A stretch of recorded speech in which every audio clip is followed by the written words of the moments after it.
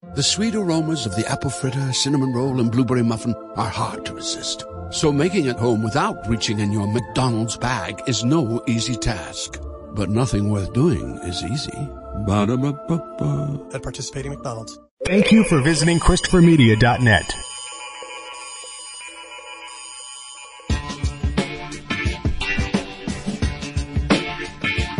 From Asthmacore Studios near Detroit, Michigan,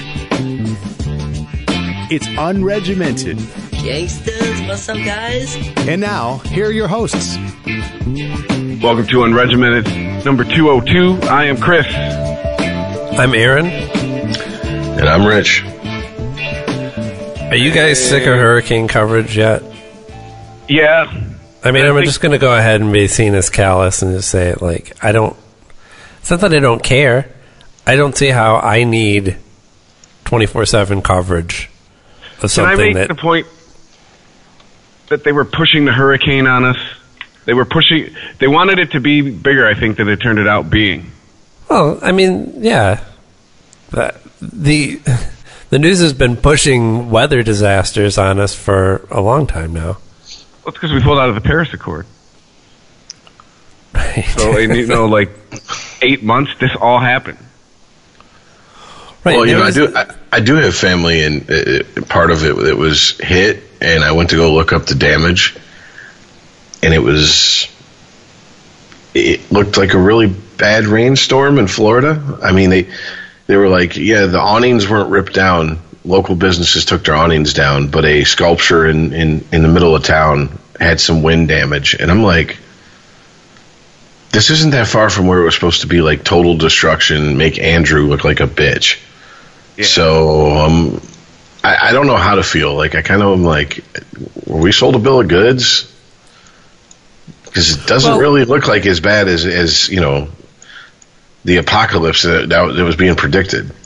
It seemed like, it was definitely a large hurricane, but it seemed like when it hit land, it kind of petered out, like it couldn't sustain itself, and maybe that's the case. I'm no meteorologist, but maybe when you have a huge hurricane like that, it just doesn't have the capability to sustain that speed over land.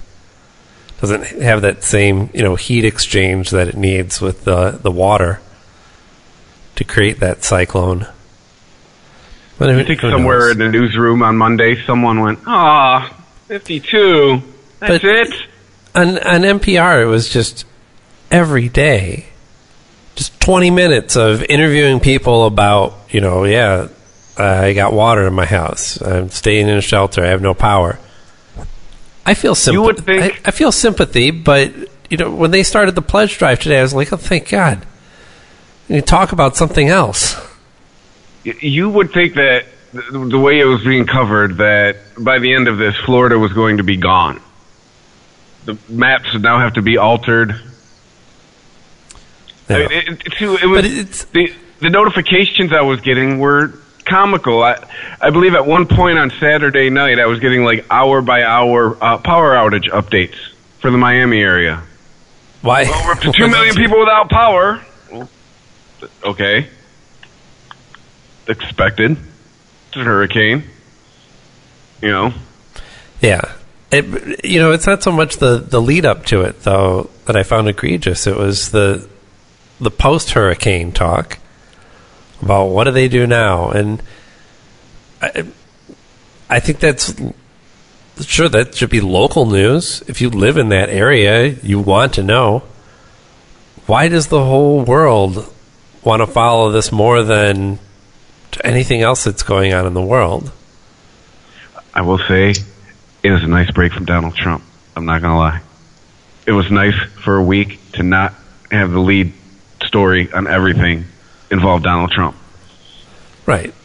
But he's still got to be involved, But it was nice that the first name you heard in the news was Irma and not President Trump. Right. He was asked about the succession of hurricanes and whether that said anything about global warming. Oh my God, did you tell him to shut up? Well, his response was that he he says that, when you look back at history, it wasn't really that big. And, you look back to the 1920s, the teens, you go back that far. They had hurricanes that big or almost that big. Like, you have no idea. Like, you didn't research this. You have no idea. Making it worse. You have no You're talking about a time when we didn't even have category numbers for them. So it was big fucking hurricane or not that big of a fucking deal. I think were there two classifications of hurricanes at the time. Big fucking hurricane or not a big fucking hurricane. I believe those would be scientific terms. Yeah. I was going to say if they had more than one, it's probably oh shit, and holy fucking shit. And that's probably about the way they decided it. I did see there was tie the goat down, there was get in the shelter, and then there was kiss your ass goodbye. Those are the three categories. Yeah, there was honey, I've loved you since the moment I saw you, hurricane coming. But no, I did see some water coming. I did see some pictures that were I mean, just from purely looking at the picture standpoint, it was kind of like, whoa, okay, that's fucked up. Which is the hurricane had sucked back the water from the shoreline around parts of Florida that I know, that I've walked on that beach, I've swam in that ocean, and I was just like, whoa, that's kind of creepy. Did you see that weird alien that washed ashore too? It looked like an evil dolphin with jagged teeth that were like sticking out of its mouth, and it had basically no face, like no discernible eyes or nose or anything. I did not see that. What was that? Some sort of like deep sea creature that got sucked up into the hurricane and deposited? Hey, every time they go down in the ocean, they find new species. It's in the wrong state the whole time. Well, dude, fucking, this is, my brother, I give him credit on this subject.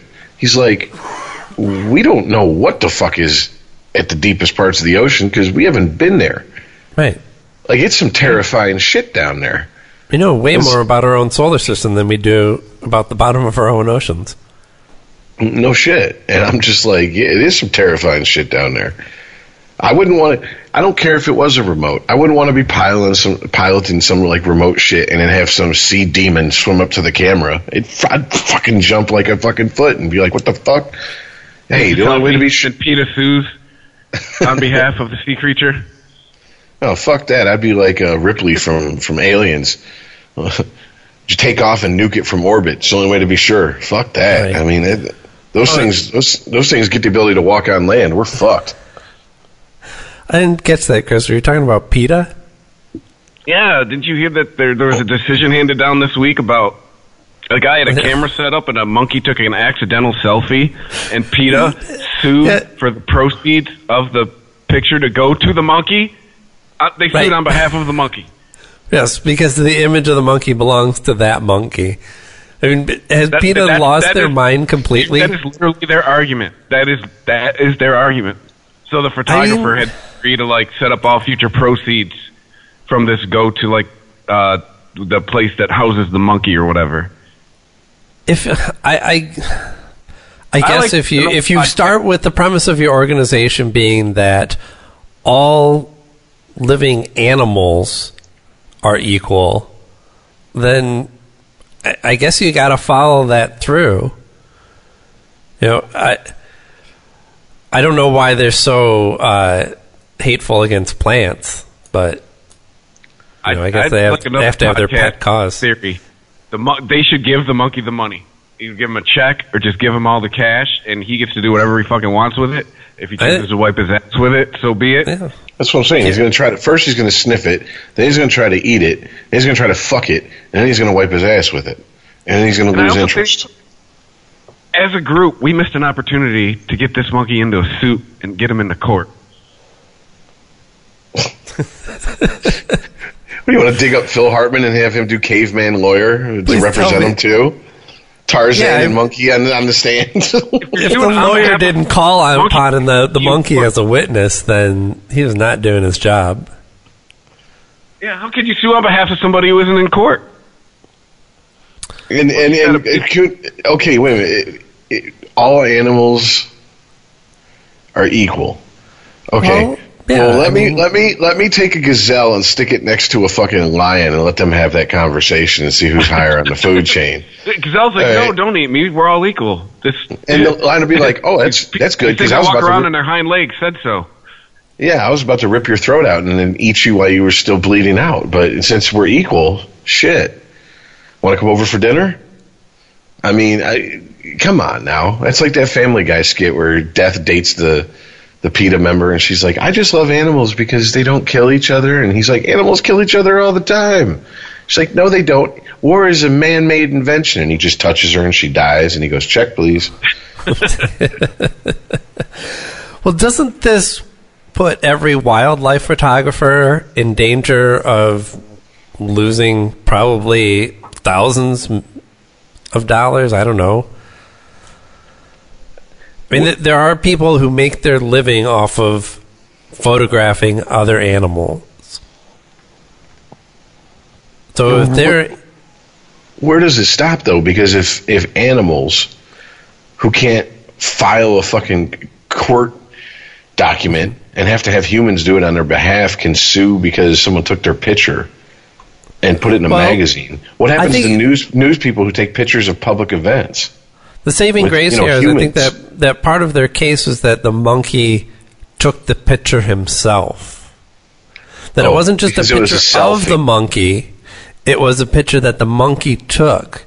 So the man had no part in it and was profiting off of the monkey's labor. Right. Yeah, so, so if the monkey would have tweeted it out, then it becomes part of the public domain, which means he doesn't own it anymore. But since he didn't tweet it out himself, but he did take the picture himself, it's his private property. Right. I'm sure that's what that man tells himself at night. If only that monkey had a Twitter account, I wouldn't be in this position. That's what I'm saying. What if the picture uploaded to the cloud automatically? Where does does that mean we're going to see this monkey's nudes in the next release from the Fappening? I mean, well, not that suing on behalf of non-sentient animals isn't dangerous behavior in and of itself. I think the more immediately dangerous behavior from PETA are their ads about milk and its supposed ties, i.e. not any ties, to autism. And there's been no credible study and no scientific consensus on what causes autism at all, but certainly nothing that says that milk has anything to do with it. And yet, because PETA has, their message being that all animals are equal and that it should be a crime to milk a cow, is willing to go ahead and get on board with this nonsense just because it helps further their narrative. So, on top of looking ridiculous, you've proven to yourselves to be a completely duplicitous organization that will say whatever it takes to get your end result. So you shouldn't be taken seriously. I miss the days when they were just throwing fake blood on models.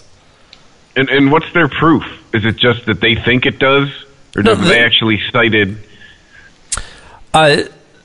There is a study, yes, that was done that found that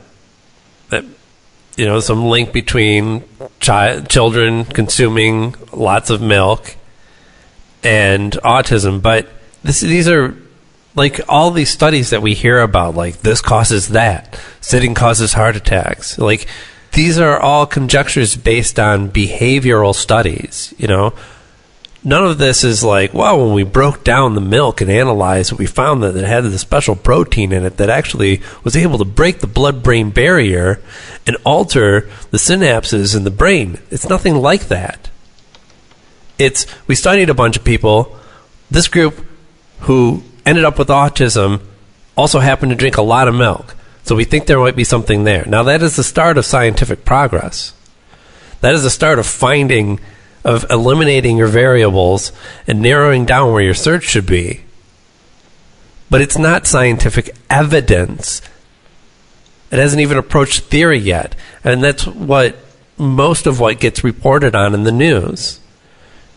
You drink too much coffee, you die early. You drink not enough coffee, you die early. Studies find. This study finds. If you get a colonic with coffee, you die early. Good times. You know, I see tinfoil hat time, just for shits and giggles. I really don't mean it, but it would just, I'm sure if I look hard enough on the internet, I'll find someone claiming this. Like a couple weeks ago, I heard that milk was being tied to the white nationalist and that makes you a Nazi too. Yeah, because they were drinking milk out of the carton, and so boom. Milk is evil. And now milk causes autism. Isn't it a chance these are all PETA plants in the media just to get us to stop drinking milk? Right. Like, because they were like, milking cows is the same as raping them. And people were like, you're stupid. Shut the fuck up. And so they're like, what else can we do? Oh, let's tie it to Nazis and autism. Yeah, that's two subjects that the idiots fall for, fucking hook, line, and sinker. Wait, what? Milk? What? Oh, you didn't know that? You guys an article from Time that says that studies at PETA sites are full of shit. Wait, what? Milk and white nationalists? Why? Because it's white? Oh, right. Yeah, they're probably eating mayonnaise out of the jar too, but that's because they're morons. Yeah. It was okay. So what is? Does nature get all white nationalist on us from December to fucking February? What? Like in the northern part. Which is ironic because it was the South that had slaves. No, I'm being a smartass. But no, what it was is Shia LaBeouf, or as he's affectionately known, Shia LaBeouf. He had that fucking "you will not divide us" performance art thing. Shia LaDouche. But he had that performance art where video was being streamed on the internet in some place in New York. Right, and people were trying to find it. And basically a bunch of 4chan fucks found it and like showed up and stripped their shirts off and started drinking milk out of like milk jugs in front of it and waving Pepe fucking flags and white power and all this shit. And so the usual idiots who have rabbit ears for this type of nonsense and don't get that they're being made fun of. Right. Fucking we're like, oh my God, these are Nazis and they're drinking milk, and milk is just like Pepe now. It's been totally, and it's like, no, they're actual trolls. See, this is why we need to preserve the definition of this word, because it describes a specific behavior. It's not people who are saying something that's hateful or something to necessarily incite an argument. It is purely taking on beliefs that you don't believe in order to rile other people. Yeah. That's what it is, and that's what these guys are doing. The actual story of them finding where Shia LaBeouf was putting his camera is actually kind of interesting. I mean, the way that they were able to triangulate based on, because he had it got taken down and fucked with, and so he moved it to an undisclosed location. All you saw was blue sky. And they were able to kind of locate the general area when a plane went by and they were able to say, like, well, it's got to be in one of these kind of areas where where you have these flight paths and all that, and by traffic noise and other just subtle clues like that, they were able to find where the location was. It wasn't hacking like somebody, traced an IP address and bounced it off a satellite and said, "Oh, I've triangulated to this location." It was actual detective work. Well, that was now. If only they could apply those skills to something more productive than trolling Shia LaBeouf. If only they used their powers for good. That was the second one he put up, because the first one was just flat out in New York. and he got arrested for assaulting someone who showed up wearing That's true. Yeah. Nazi cover, like a military cover, and then he moved it, and it was that was the one that was pointed at like a flag or something, and it's amazing, but this is why you don't fuck with certain people online, because they have no life. And they're just sitting there going, I wish you would. Give me something to do, please. And I'm believe mad. me, I don't know at what. I had a friend. He's now dead, so I'm comfortable talking about it. He was a very robust gentleman to the tune of closer to 1,000 pounds than fucking 200 pounds. And he didn't get out much, and all he did was stir the shit pot from home, from his laptop, and then send me links and go, look at these idiots go absolutely ape shit. Yeah. That's all. That was his, that and MMOs was his form of entertainment, because it's not like he was going out jogging or anything like that. So, yeah, I mean, I firsthand experience with these people. Don't fuck with them. Leave them alone. In this Time article about PETA, they say that PETA refers to two different studies. The most recent one, published in 2002, that followed 20 kids. The other one goes back to 95, I'm sorry, and followed 36 kids. That is nowhere near scientific consensus. And if those results proved that there was some link there to be studied, we would have followed it. We would have had more studies. There's a reason why you don't see any activity on this subject since 2002. It was a dead end. Well, I mean, don't we have a well-established pattern of facts don't really matter anymore? Especially to the people who are grasping at straws to support any type of extreme or far outside the norm belief they have. I mean, if I believe PETA would fucking if one scientist somewhere said, I don't know, something crazy like having normal intercourse killed animals, PETA would fucking send that out to their supporters, and there would be just enough that would send money and spread the fucking word. Yeah. So it would hit the mainstream media. I mean, my mother was a member of PETA. I remember all the bullshit she got, and I would just thumb through it and be like, do you believe this shit? And she's like, no, not really. I just think animals are cute. And I'm like, well, these people are nuts. Read this shit sometime. Seriously. In their defense, almost, how could it be any other way? If your premise is going to be that there's nothing that different, it's an almost universally held belief of human rights in the world when it comes to people. And PETA is extending that to all the other animals. So, I mean, if your cause is a group or a species or something, and day in, day out, it's being slaughtered by the millions and subjugated, how could you not, if you are passionate about that issue, take it as a any means necessary situation? Now, I'm not equating this to trying to save Jews from being thrown into incinerators or anything like that.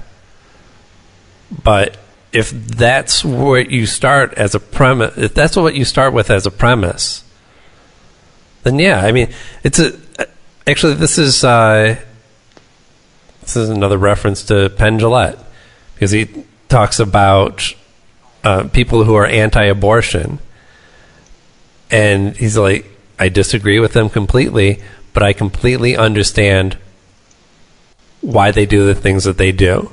Why they think that some of these extreme measures of waving signs of bloody fetuses at passersby are reasonable, because they believe that there is a genocide happening, that these are people being slaughtered. And PETA believes the same thing. They believe that these are sentient animals that have rights and feelings the same as anybody else, something that no scientific study has ever been able to prove. But, then again, the concept of human rights isn't scientifically provable. The concept that all people, all men are created equal and deserve the same treatment has nothing to do with anything based in science. And my answer to those people is, have you ever seen the documentary Grizzly Man? If you haven't... I'm familiar with the story, but I never watched the documentary. Well, the story for people who don't know about it is, I believe it's Werner Herzog. I believe that's his name. Mm-hmm. Does documentaries. Right.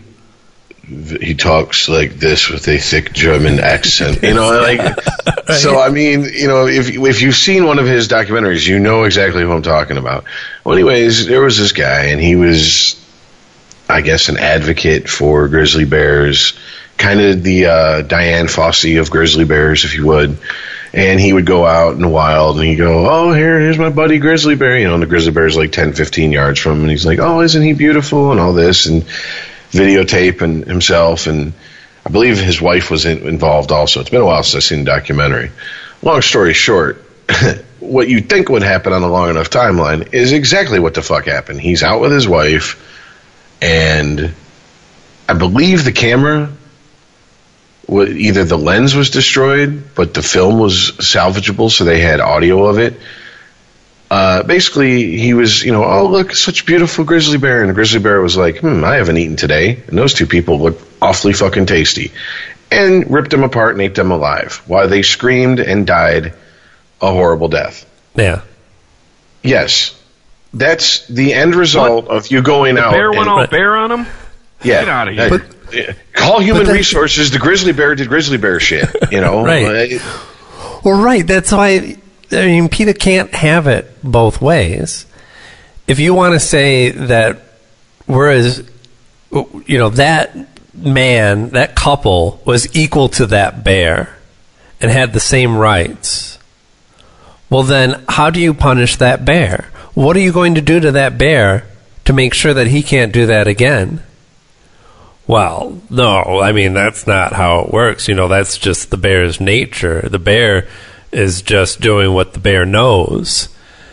Okay, well, then you can't have it both ways. If he doesn't know enough, if he doesn't have enough consciousness of life or understand the difference between people, somebody, a being that he can coexist with versus one that should just be lunch, well, then he is not on our level.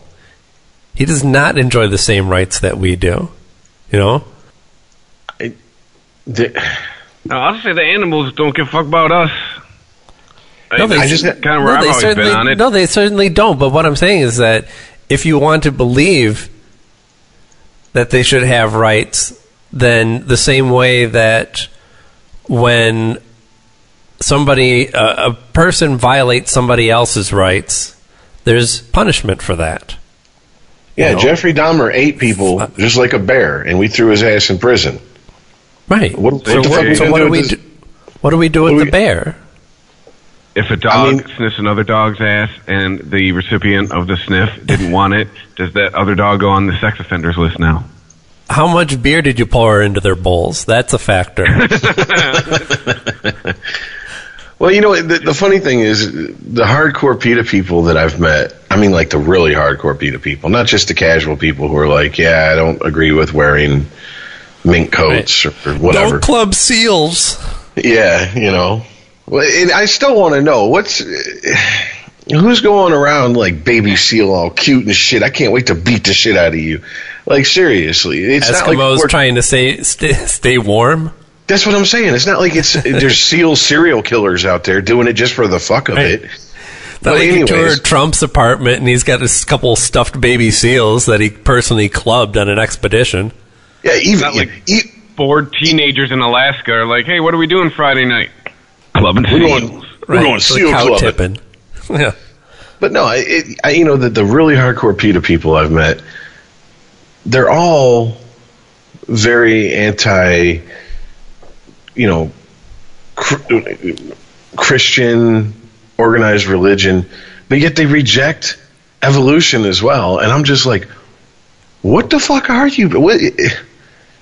Where do you people stand on anything besides animals? Animals. That's your answer for everything? Animals. Right. Okay. All right. I mean, seems to me, pick up a video game, buy a fleshlight, stick something up your ass. There's plenty of ways to kill time more constructively than worrying about shit that would eat you if it wasn't behind a fucking bunch of bars and you weren't on the other side of those bars. But that's just me.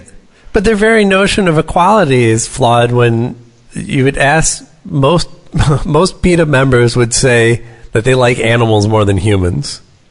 Go live with them. Let me know how it turns out. Oh, wait. You'll be dead. You live with the wrong animals.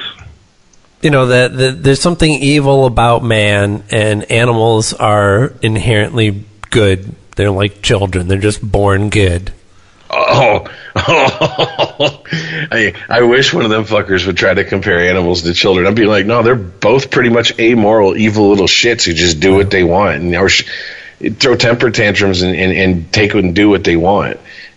Kids learn to get what they want by crying until someone does something to fucking pacify them. Animals learn to get what they want by taking it.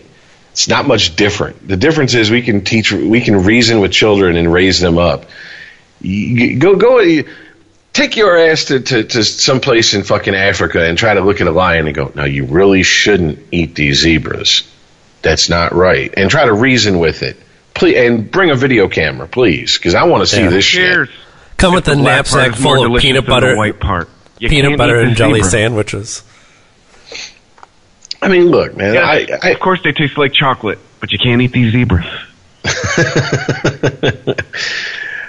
I get all the arguments about, from a scientific standpoint, that, eventually we're going to have to rethink our way of the food we eat, et cetera, et cetera.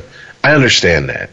I'm not one of these people that are like, oh, man, when they're able to, like, clone animals and meat in labs, I won't eat it. Fuck that. Once there's a be the best meat, it's going to be all muscle. Once it's delicious. Once there's a consensus that it's safe and that it's and it's become affordable, fry me up a fucking big ass, or not fry me, broil me up a big ass steak of that shit. I don't give a fuck.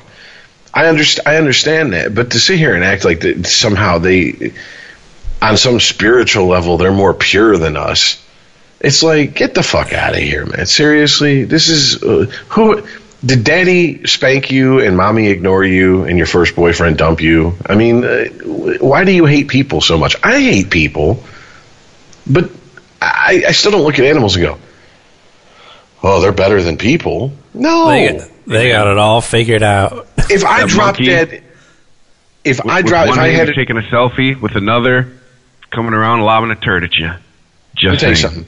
If I had a dog to go with my cat and I dropped dead the minute this podcast is done and laid here on the floor, my cat could have food in its bowl but would come over and start eating my ass, and the dog would wait till it's starving to do it. So you're going to tell me that these are pure souls that know right from wrong and go, oh, I can't eat the human who used to take care of me because society says it's wrong. No, get the fuck out of here. Right now is when Homer ate Pinchy, like how he's like crying but saying it's so delicious. Like that would be your cat. Oh, I miss him so much. Oh, this part's so meaty. I can see my cat. It's only because I love you, homie. Part of you is with me for the rest of my life. Right. But I mean, we've ragged on PETA for quite a bit now. There's a lot of that I want to get to that happened this week because Bernie Sanders brought forth his single-payer health care plan and had support from quite a few Democrats, no Republicans. But what was interesting about it, because we know this isn't going to pass, right? No, of course not. Doesn't have a snowball's chance in hell. But the people who supported it amongst them were all the possible next Democratic presidential candidates. So it's interesting to think that while Bernie Sanders is not going to get this passed, that might be considered a platform issue for a 2020 race. And I've made my thoughts known about single payer. It's not an ideal situation, but given how destroyed our current situation is, I don't see another way. Did you hear the report on NPR this week about their study into cancer drugs and why the companies who develop them claim they cost so much? I caught the tail end. Yeah, I caught the tail end of that, and there was they broke down a lot of numbers of actual development, cost of development and distribution and all that, and versus what the companies are actually reporting that they're putting into R&D. And really what they're doing was, I think if I got the gist of this, is they're hiding their advertising budget in there. That's where the difference and the huge difference in the numbers it comes from. There's that. There's the fact that they have representatives going to doctors. Yeah. I'm including money. that. Advertising is giving out the samples, taking doctors out to dinner, manufacturing millions of pens and making sure everybody's got one, lining the pockets of politicians. Now, the interesting part to me was that they admitted that the actual cost of research and development is in the hundreds of millions. That's a lot of money. But they're also claiming that it's going to cost billions to get these drugs on the market.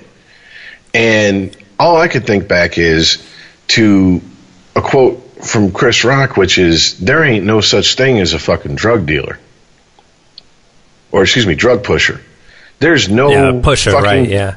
There's no fucking crack dealer sitting in a house full of crack going, how am I going to get rid of all this crack? If your product is wanted or there's a need for it, people will find you. You just have to. You don't have to fucking run advertisements during must-see TV or whatever the fuck is the equivalent of it these days on broadcast television. So people go, oh, I should ask my doctor about that. In fact, most of the time, one of the things that it was interesting in that report was most of the time, the drugs people hear about advertised, doctors don't end up prescribing. And when they bring it up, doctors go, oh, well, this hasn't been on the market as long, the side effects aren't as well known, blah, blah, blah, blah, blah. I don't feel comfortable prescribing it. So in other words, where's all that research and development? How are they releasing a drug on the market to where doctors aren't comfortable prescribing it because they don't know all of the long-term side effects? Seems to me that there needs to be a little bit more research. But at the same time, they're clocking billions of dollars by their own paperwork in profit on what they're spending hundreds of millions of dollars on. Yeah. But yet they claim to be doing it for the betterment of mankind. And it's like, no, you can't really have it both ways, bud. You can be a rich person by helping mankind. But when you are spending, let's just say, $500 million to get a drug researched on the market, and you're clocking $4 billion in profit, that's a ridiculous return on your investment. That's a return on investment that I don't think there's many other industries that you can get that type of return on investment. Yeah, that's a crazy, insane margin. It's so big it doesn't seem ethical. Well, research, development, manufacturing, these are all parts of all industries. This isn't something that's unique to the pharmaceutical industry. And when they when a company finally does develop that product and has it ready for market, they have fierce competition and immediate copycats, where pharmaceutical companies are operating in a market that is locked down for a minimum of 5 years. For 5 years, that drug, they are able to recoup their costs on that. And, and they find ways to tweak it too, of course, because all they have to do is change the composition just a hair, and boom, there's another 5 years that they can get on that. So they managed to drag this out for longer. This has been going on for a while when all the manufacturers of over-the-counter asthma medications had to be taken off the shelves, when they had to take the CFCs out of the medication, and they're still not back on the shelves.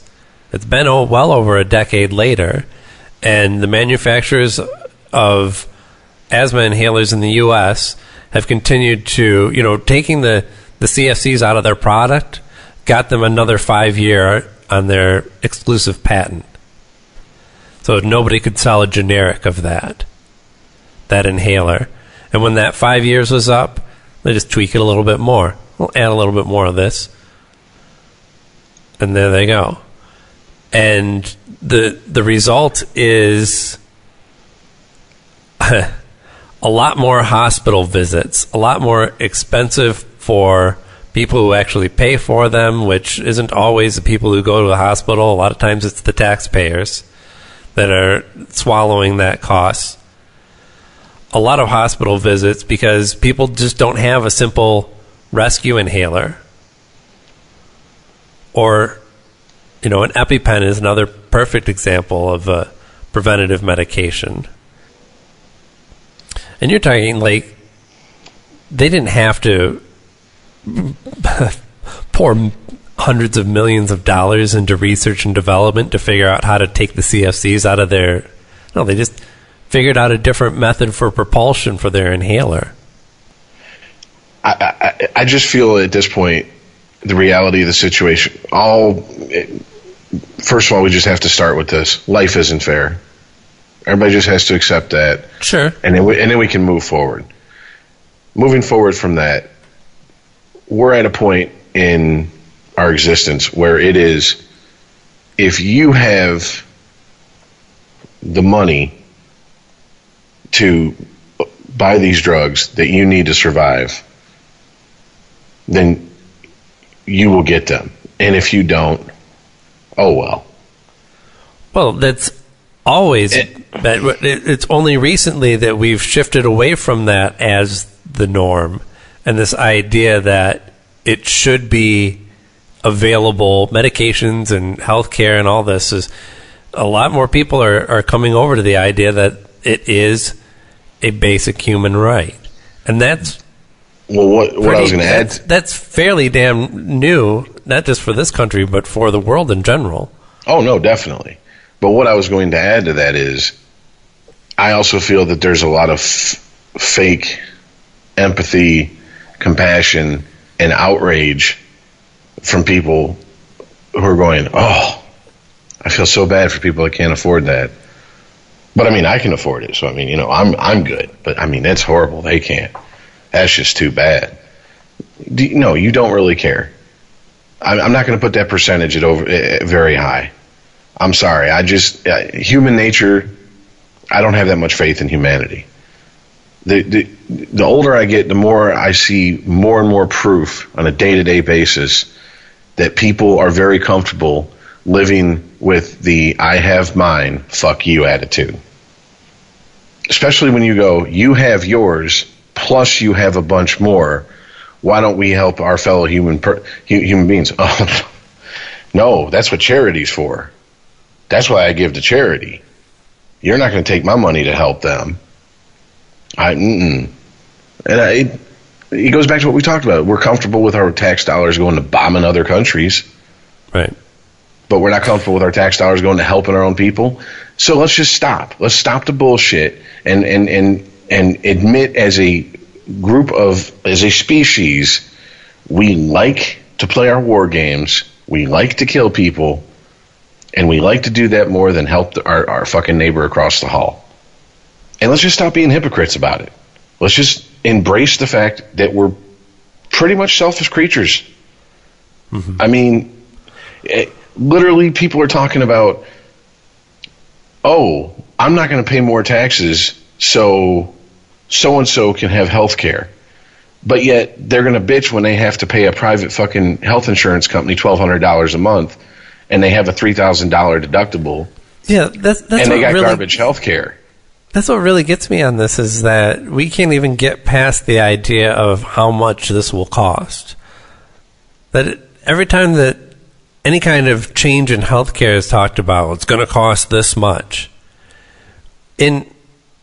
Unless it's something like the recent Republicans' plan to repeal and replace, most proposed changes to healthcare in this country are at a savings. I mean, its goals are to have the people who are insured pay less money and have less situations where taxpayers are ending up footing the bill, either directly through their taxes or through increased premiums, because the insurers have to amortize somewhere these people who are in situations where they don't have health care, and when shit goes down, they go to the hospital and they can't afford to pay that bill. When you actually do the math on all of this shit, single payer just makes sense as an investment. Well, and even though it, like, if it didn't, I think I could stand with my original libertarian view of that's not really the government's job.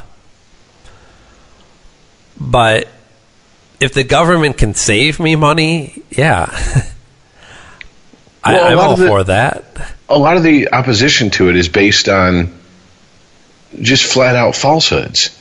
I mean, one of the things I constantly hear from people who are against it is, well, you know, we shouldn't have to depend on our job or the government for health care. And it's like, your job. Why shouldn't you get health care from your job if they're willing to offer it? Well, because if they're spending, if you're making $50,000 a year on average, you're spending $13,000 for your health care. Wouldn't you rather that go into your pocket? Are you fucking this stupid? No. Do you think a company is going to give me a $13,000 a year raise if they cut my health care? Fuck no. That's going right in the pockets of the fucking shareholders. Also, get the fuck out my face with this shit. Right, so you'd take that $1,300 and then you'd spend $2,500 on insurance because you don't have a group to buy with like your employer does. You'll probably spend almost twice as much money on the private market insuring your family. This is my problem with the purely the I guess classical libertarian view of healthcare about competition and lower prices and shit. Yeah, and you're also against regulation, which means when a company finally swallows up the rest of the company and becomes a monopoly and owns everything, then they're dictating the market price, not the fucking market itself. But no, that'll never happen. That'll never happen. Right. Okay. So that's never happened in the history of this country. That's never happened anywhere else in the recorded history of the world, huh? Yeah. Because I got a feeling that history is calling you a bullshitter. Just like I got a feeling that the shareholders of that company are going, oh, you think you're going to get a $13,000 a year raise because we cut your fucking benefits? Shit. Hey, here, pass what you're smoking, because it's some good shit, obviously. Pass that pipe. Yeah. I mean, these are the arguments I hear, and I'm like, okay, so they're all fallacies, and they're all, well, you know what? There's too many ifs in that fucking sentence for me. Give me something real. And, well, it's going to cost us money. Of course it's going to cost us money. And just like I was saying, you want to do shit, it's going to cost money. I mean, that was an argument against going to the moon. You know, but ultimately Sputnik's up there floating around above us, and the Russians put it up there. We don't know what it's capable of doing. It was a hunk of fucking metal floating around in space. That's all they did with it. It didn't do anything else. But they scared the shit out of us, and they turned it into a military fucking... basically, an arms race to the moon is what that shit was. And once we got there, and Russia was like, okay, fuck it, you won. What did we do? We went back a few times and said, okay, fuck it. It's basically just the moon. That's it. Nothing of value up here. If there was oil on the moon, we'd have fucking freed the fuck out of the moon by now. Right. It always tickles me, though, that when Republicans lean into this fear of government, it's not a new concept. It's, in my personal memory, it goes back to Ronald Reagan saying, is one of his more famous quotes. One of his most famous quotes was the scariest words you could ever hear are, "I'm from the government and I'm here to help." And I don't understand how engendering a mistrust of your government means more trust for you as a politician, unless you're just trying to still push this weak narrative of changing the system from the inside. But Sarah Huckabee Sanders said today that I can't think of anything more terrifying than my government being involved in my health care. Like, really, you can't think of anything more terrifying. I mean, because you're talking about, well, first of all, let's start with every senator, every representative, every veteran. Hey, I mean, what if a fucking demon rose out of the floor right now and started eating everybody in this room? I bet you'd be fucking terrified of that. Everyone on Medicare and Medicaid. I mean, I understand it's a hyperbolic statement, but you're talking shit about the VA and about, I don't hear any complaints from senators about their own personal health care. It seems to be working out quite well for them. Mm-hmm. Look how long these politicians live compared to your average fucking private citizen. I mean, let's be honest. Fucking Daddy Bush should have been dead. Clinton looks like he needs to crawl in a box because Salt and Sugar looks like he'd kick his ass. I don't know how Jimmy Carter's running around still. I mean, you're telling me that that's all just clean, healthy living on their part? Get the fuck out of here. I bet you fucking Clinton's dick looks like a fucking rolled up speed bump, man. It's got so much shit on there. Well, at this point, his A's are probably kicking in. I mean, Carter, I might give you. If he's as godly of a man as he claims to be, he's probably lived the cleanest life out of the three I mentioned. But Daddy Bush is from the old school, three fucking highballs with lunch, a couple drinks when you get back to the office, smoking cigarettes, smoking cigars, et cetera, et cetera. Come on, man. Their health care is top notch. And yes, it's amazing. They never cut their own health care. And like I said, the debate I got into earlier online today, one of the articles the guy threw at me, when I said, okay, well, let's tax churches. Okay, so he threw this article out. And I told you guys the number, and we all pretty much were like, that seems awfully low, but okay. They say if we taxed all the churches and every religion in this country, that we'd have $71 billion a year. That's all we would get in taxes from them. Okay, $71 billion a year. Where else could we fucking generate tax money or make cuts? I mean, that's a starting point. Why is that? Because it goes, that doesn't cover the trillions. Well, hey, we run at a deficit anyways. Here's a question. You guys know a lot more about sports than I do. Any idea what the NFL brings in tax revenue per year? Well, they were tax exempt until, 2 years ago, 3 years ago? Yeah. Oh, really? Okay, well, maybe pick a different sport. Like a fucking church. Well, I mean, even... But yeah, they are the biggest sport in the U.S., so you are right to pick them. I'm going to say, since your average franchise has to be worth close to $1 billion, I mean, altogether, merchandising, licensing, et cetera, it has to be a couple. It has to be a couple billion at the very minimum. At the very minimum. And that's with all the tax loops and holes in the tax code that they can exploit on a year-to-year basis. Right, and how much of these players' salaries goes offshore? Well, honestly, the players' salaries work in a very fucking weird way because the players only get paid 16 checks a year, and that's the 16 weeks they play the game. Right. No, I'm just saying what they do with their money after that. You know, they've got some money man that knows how to shuffle their shit around. If the documentaries I've watched about how many players go broke, most of their money goes to strip clubs, jewelry, clothes, and cars. So they put it back, and they put it right back into circulation. Most players, it don't get time to burn a hole in their pocket. I mean, I'm not even joking. But maybe I've been watching too much Ballers. But okay, so you start with tax and churches. Let's just say $71 billion. I think that's awfully low. I think if you just on property taxes alone, the Catholic Church, where they have churches all over this country, we can get $71 billion because property taxes aren't static across the fucking country. It depends on the area it's in. So for the Catholic Church in the rich neighborhood, their property tax is a lot more than the Catholic Church sitting in the corner of some rundown neighborhood in Baltimore or Detroit. I'm surprised. You know, it seems like bullshit just because it's so precise of a number. You know, how do you arrive at 71 billion? I think you say 71 because you believe it's in the neighborhood. And that makes it sound like you really know what you're talking about. I'm calling bullshit on that number just because how the fuck do you even reasonably calculate that? Okay, so there's your start.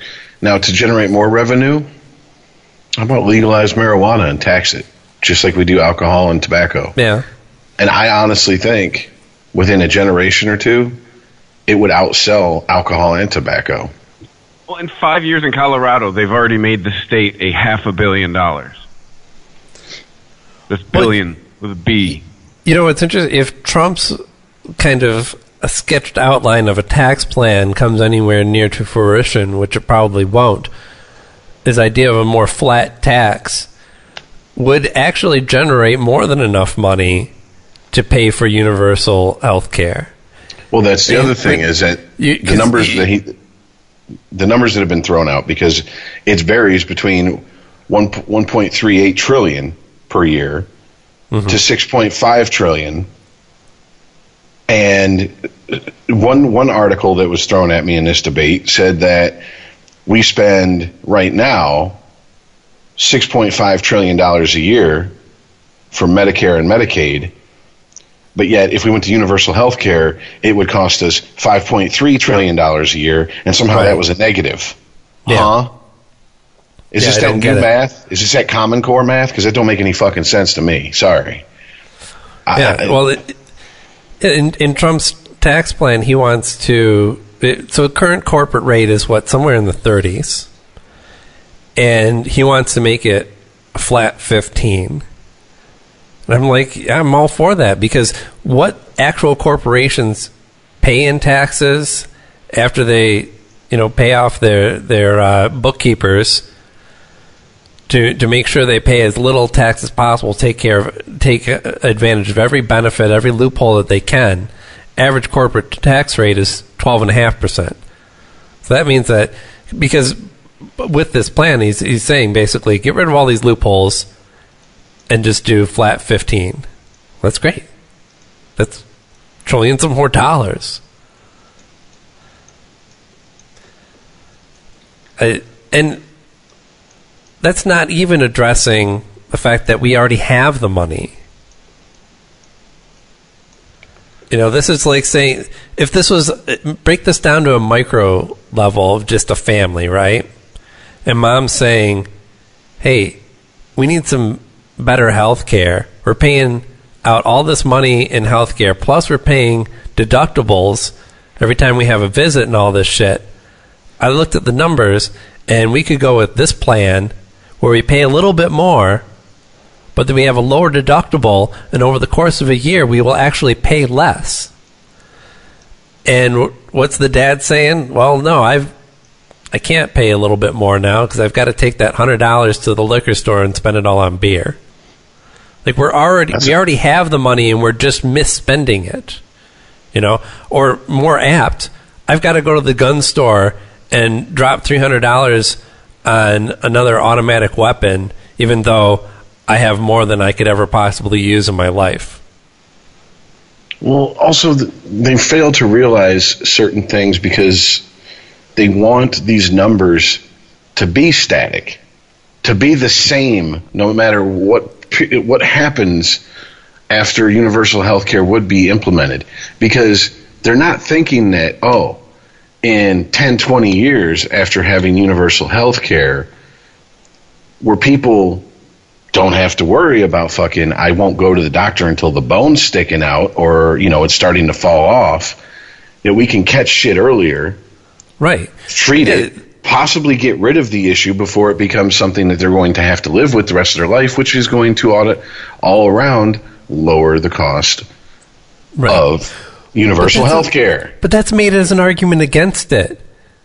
Believe it or not, people are saying that, well, this is going to, it's going to end up costing more because then everybody's just going to be going to the doctor all the time. No, people are going to go to the doctor when they're worried about something because they have health care. They're going to do something about it. They're not going to end up in the hospital. They're not going to end up with a bill that they can't pay. They're not going to leave you holding the bill. And it's going to cost everyone less money in the long term. And I think it really does, and it's not pretty. It's ugly, and it really does shine a light on the ugliness of the ugly side of human nature. I really do honestly think it comes down to people going, yeah, if you stick a fucking pollster in front of me, I'll say I care about people, blah blah blah. Now you ask me to stick my money where my mouth is. Well, you know what? I don't really care that much. I've got health care. That's all I'm worried about. Right. Me and mine are taken care of. If we were creating the story of the three little pigs today in America, the first two little pigs would have been eaten because they didn't prepare properly. The third pig wouldn't have sheltered those two losers for building their houses out of straw and shit. Why should he? And they both would have been delicious. He worked damn hard to afford the bricks to build that house. Why should he take other people in because they didn't prepare as well?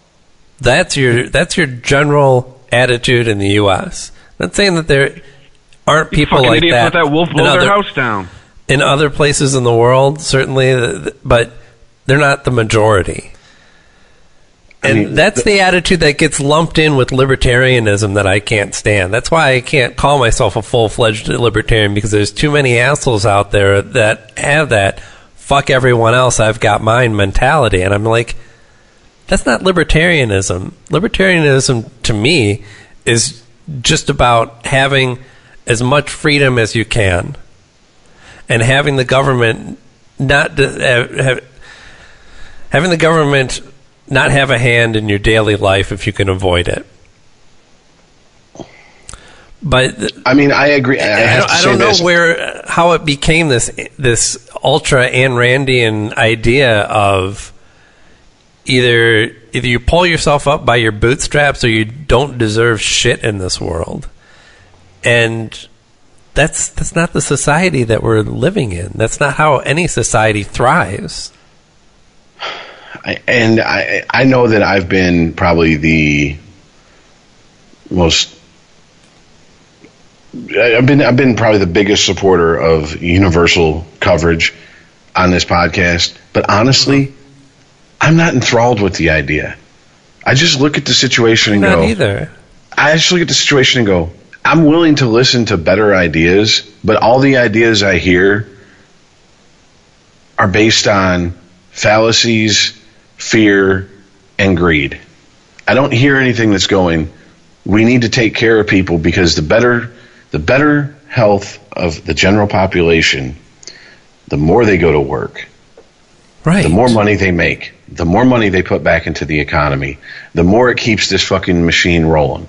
Yeah, you can have a fucking a poorly oiled machine run and just do the bare minimum maintenance. But if you want a well-oiled machine and a machine to run at top and peak efficiency, you have to do maintenance on it.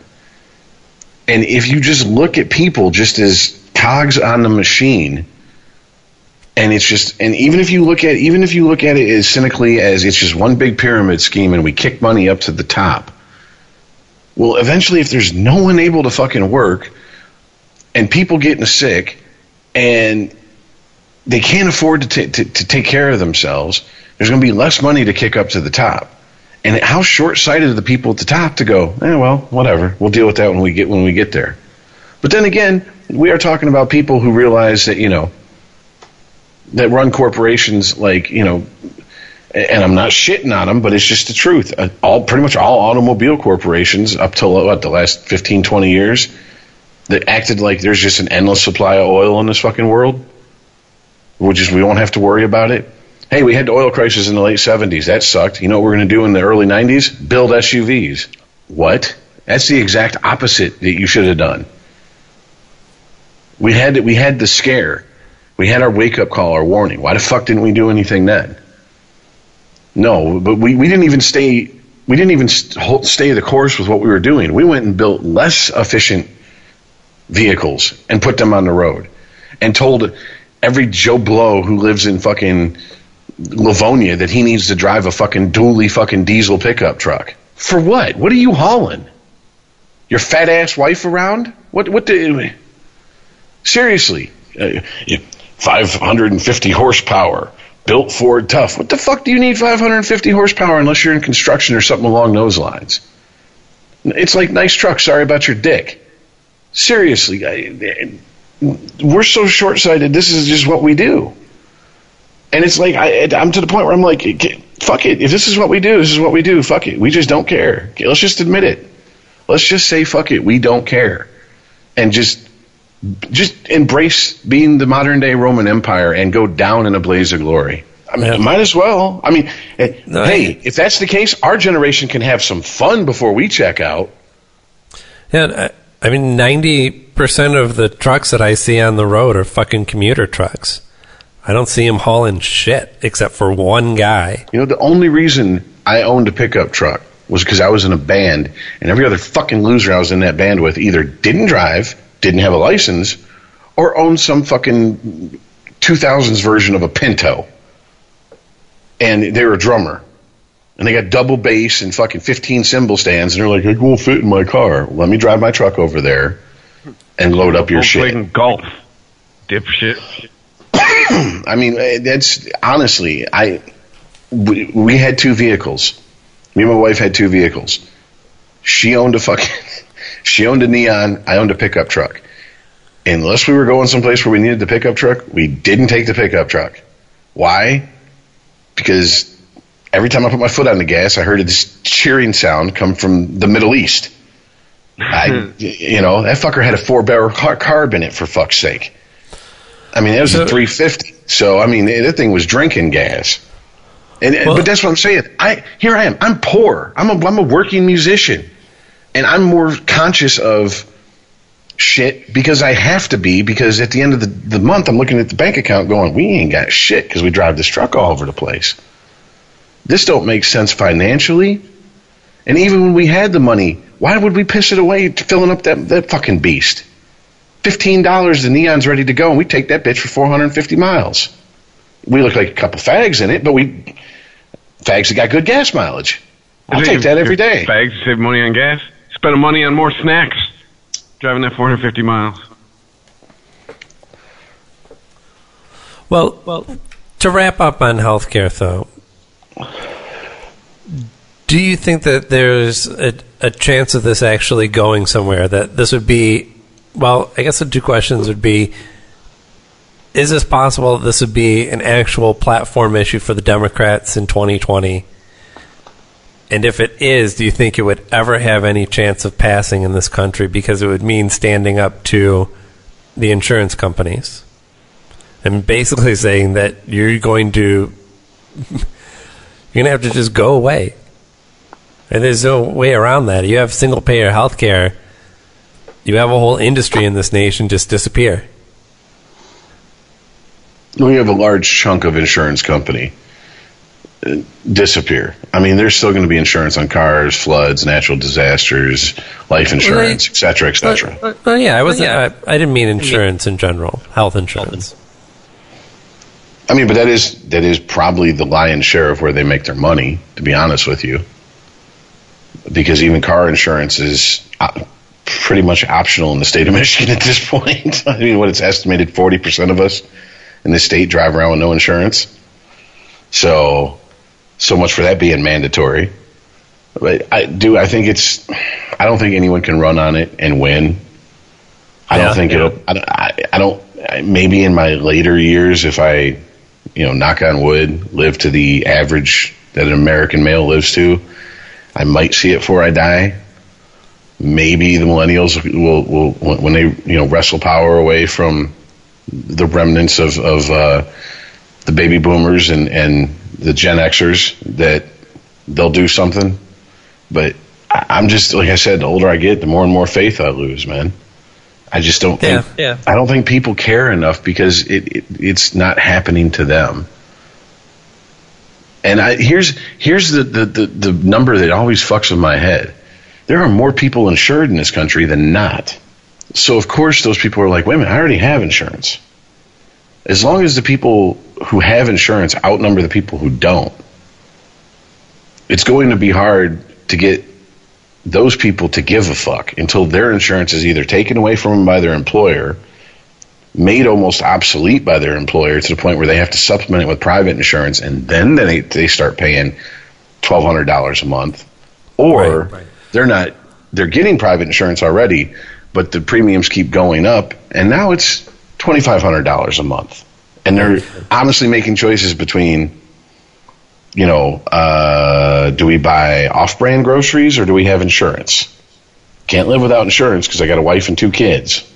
And yet it has to be said, too, that there's a good part of this population of this country that while healthcare might be an issue for them, when it comes to how they vote, it's not going to overcome the base issues that prey on people's fears of others in general or losing their job or whatnot.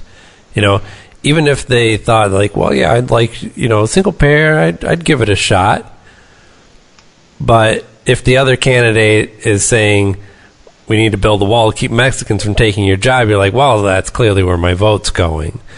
Because it doesn't change the way that people continually vote against their own interests in this country. Anyone's particular stance on healthcare. I mean, I can see it. I think it will be an issue that's tried in 2020 by whoever we have for a Democratic candidate, but I don't see them accomplishing it. I don't see it being an issue. It'll. How do I put this? It'll be an issue that's on their website, an issue that they're asked about.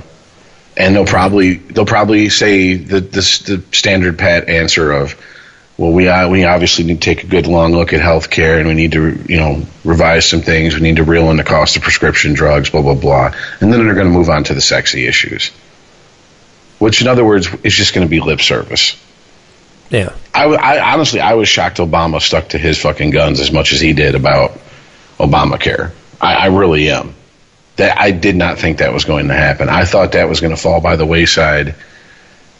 But he was like, nope. This is the issue, for better or for worse, that is going to define my presidency. And he stuck to it. Man, you need a legacy. There's a side to Obama, too, that it wasn't just about legacy. I think when he put in place the DACA protections, he understood that he was doing something temporary, and I think it was kind of the same attitude on healthcare.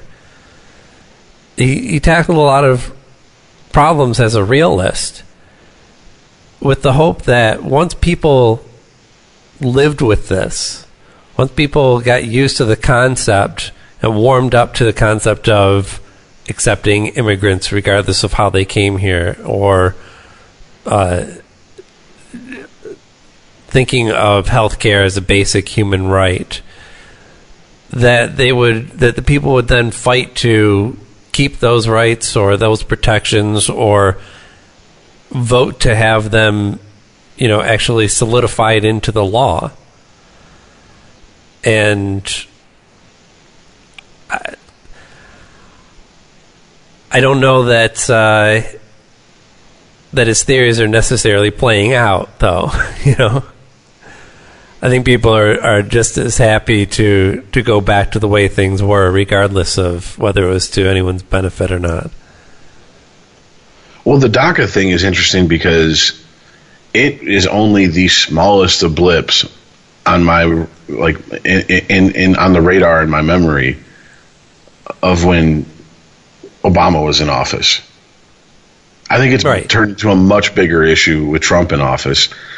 And I remember there being stink about it, but it didn't get a lot of traction in the mainstream press. That's what I'm saying.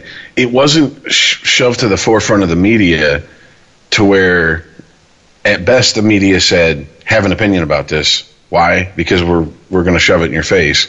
And at worst, you're told what opinion to have about it. It was more like, okay, this passed, and the people who were passionate about it on both sides had their say, and then it just left the public consciousness. Now it's like everybody has this, well, not everybody, but so many people have all of a sudden a very strong opinion about something they didn't give a shit about when it happened under the Obama administration. And to me, that's just like, it's another example of what I saw. What's so important about it now that wasn't important about it then? People that had to be in their late 60s, maybe early 60s, in an affluent suburb around here, standing on the side of the road, holding up DACA signs. I was just like, wow. DACA signs, like what? Pro, anti? Pro DACA. Dude, it's Portland. Pro DACA. Okay. It's part of the country where half of the hippies moved to retire.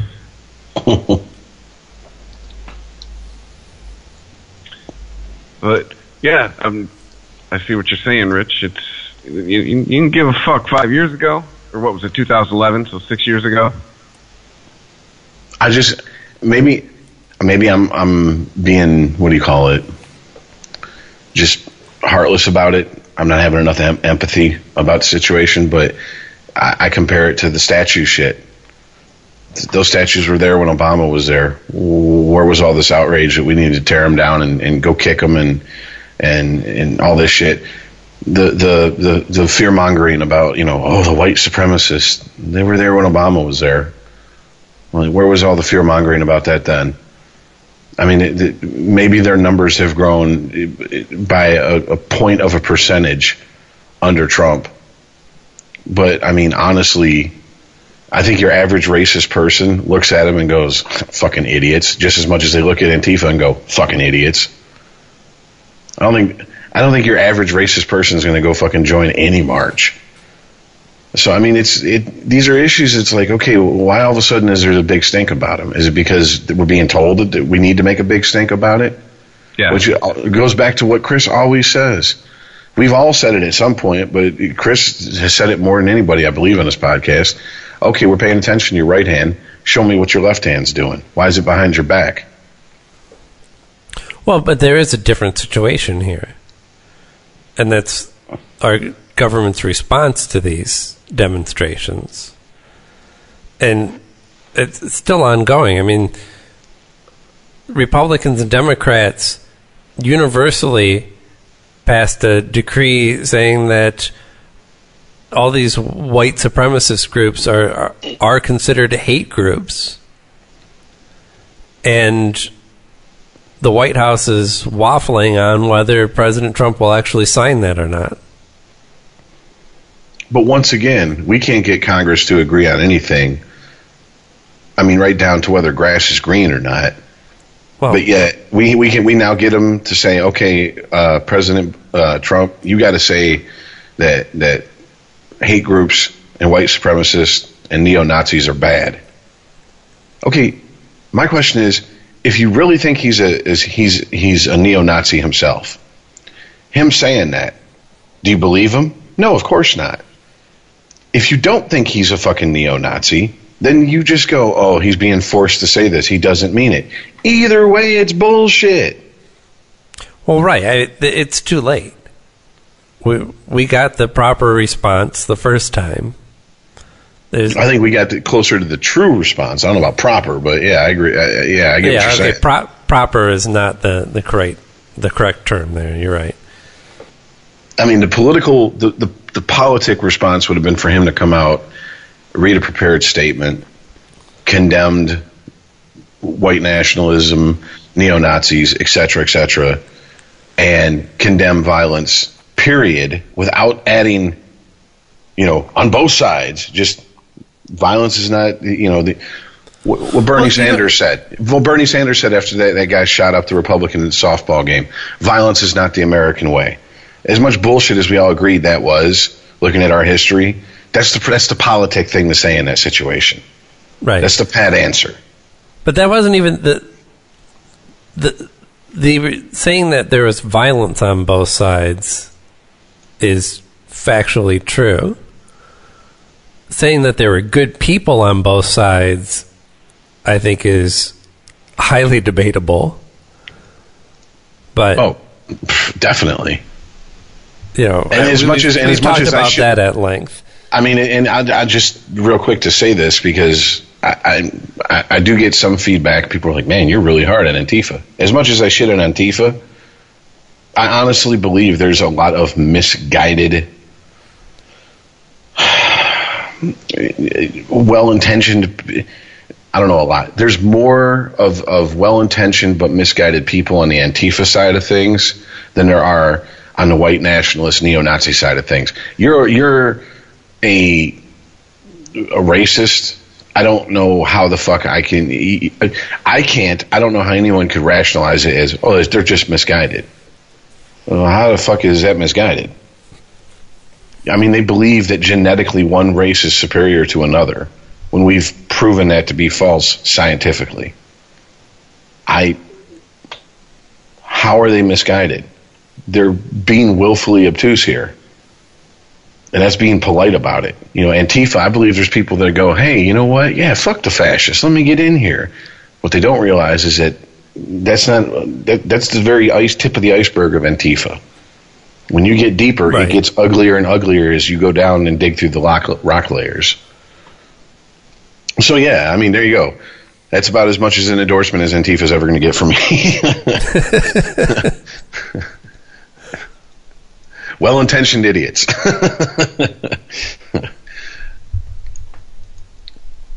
So you said something that I did not know. What's that, Aaron? Before when we were talking about the itinerary for the show here, North Korea fired more missiles over Japan. There was another missile that went over Japan and landed in the sea on the other side of them. So that's the second one now in the last 2-3 weeks. Yeah, I believe that. Well, yeah, the second one that's gone over Japan.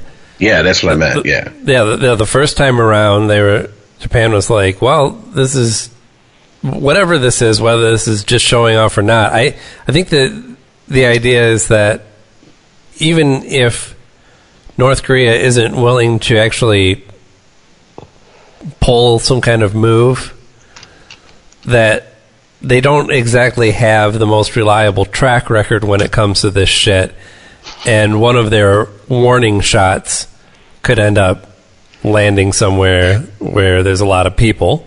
That's what I was about to say, like, oops, we're sorry, Japan. That wasn't supposed to turn out that way, big guy. Walk it off. Our bad.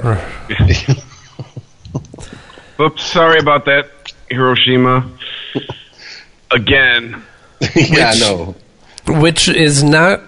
It's not good news either way you look at it. I mean, if that is the attitude, then they're a problem that has to be dealt with one way or another. That this can't sustain a multi-decade Cold War like we had with Russia. I mean, whatever you believe about Russia, at least they were capable. North Korea, these guys are messing with shit that they barely understand. They are not on the cutting edge. You know, when it comes to technology, they're the guys in those old videos that you see crashing these weirdly designed planes. They just barely get off the ground. North Korea is like your grandma trying to use Facebook 10 years ago. Right. So I picture him like the Nazis. I picture him like the Nazis opening the Ark of the Covenant. and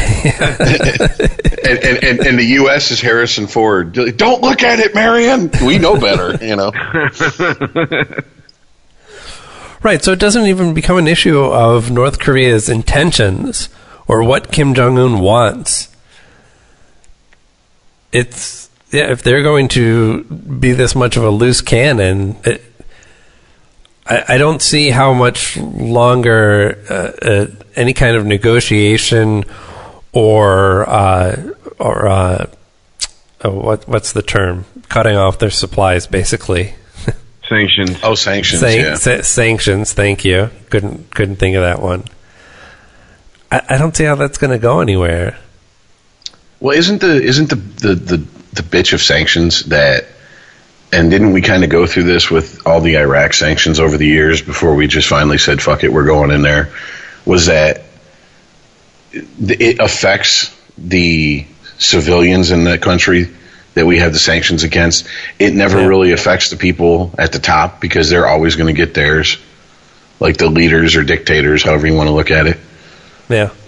I mean, so that's the double-edged sword here. We're trying to, by using sanctions, come to a peaceful resolution by kind of like we're going to wait you out, but at the same time, we're really pissing off people in their country, and all their fucking dictator has to do is little Kimmy. All he has to do is go, "Oh, this is the Americans' fault."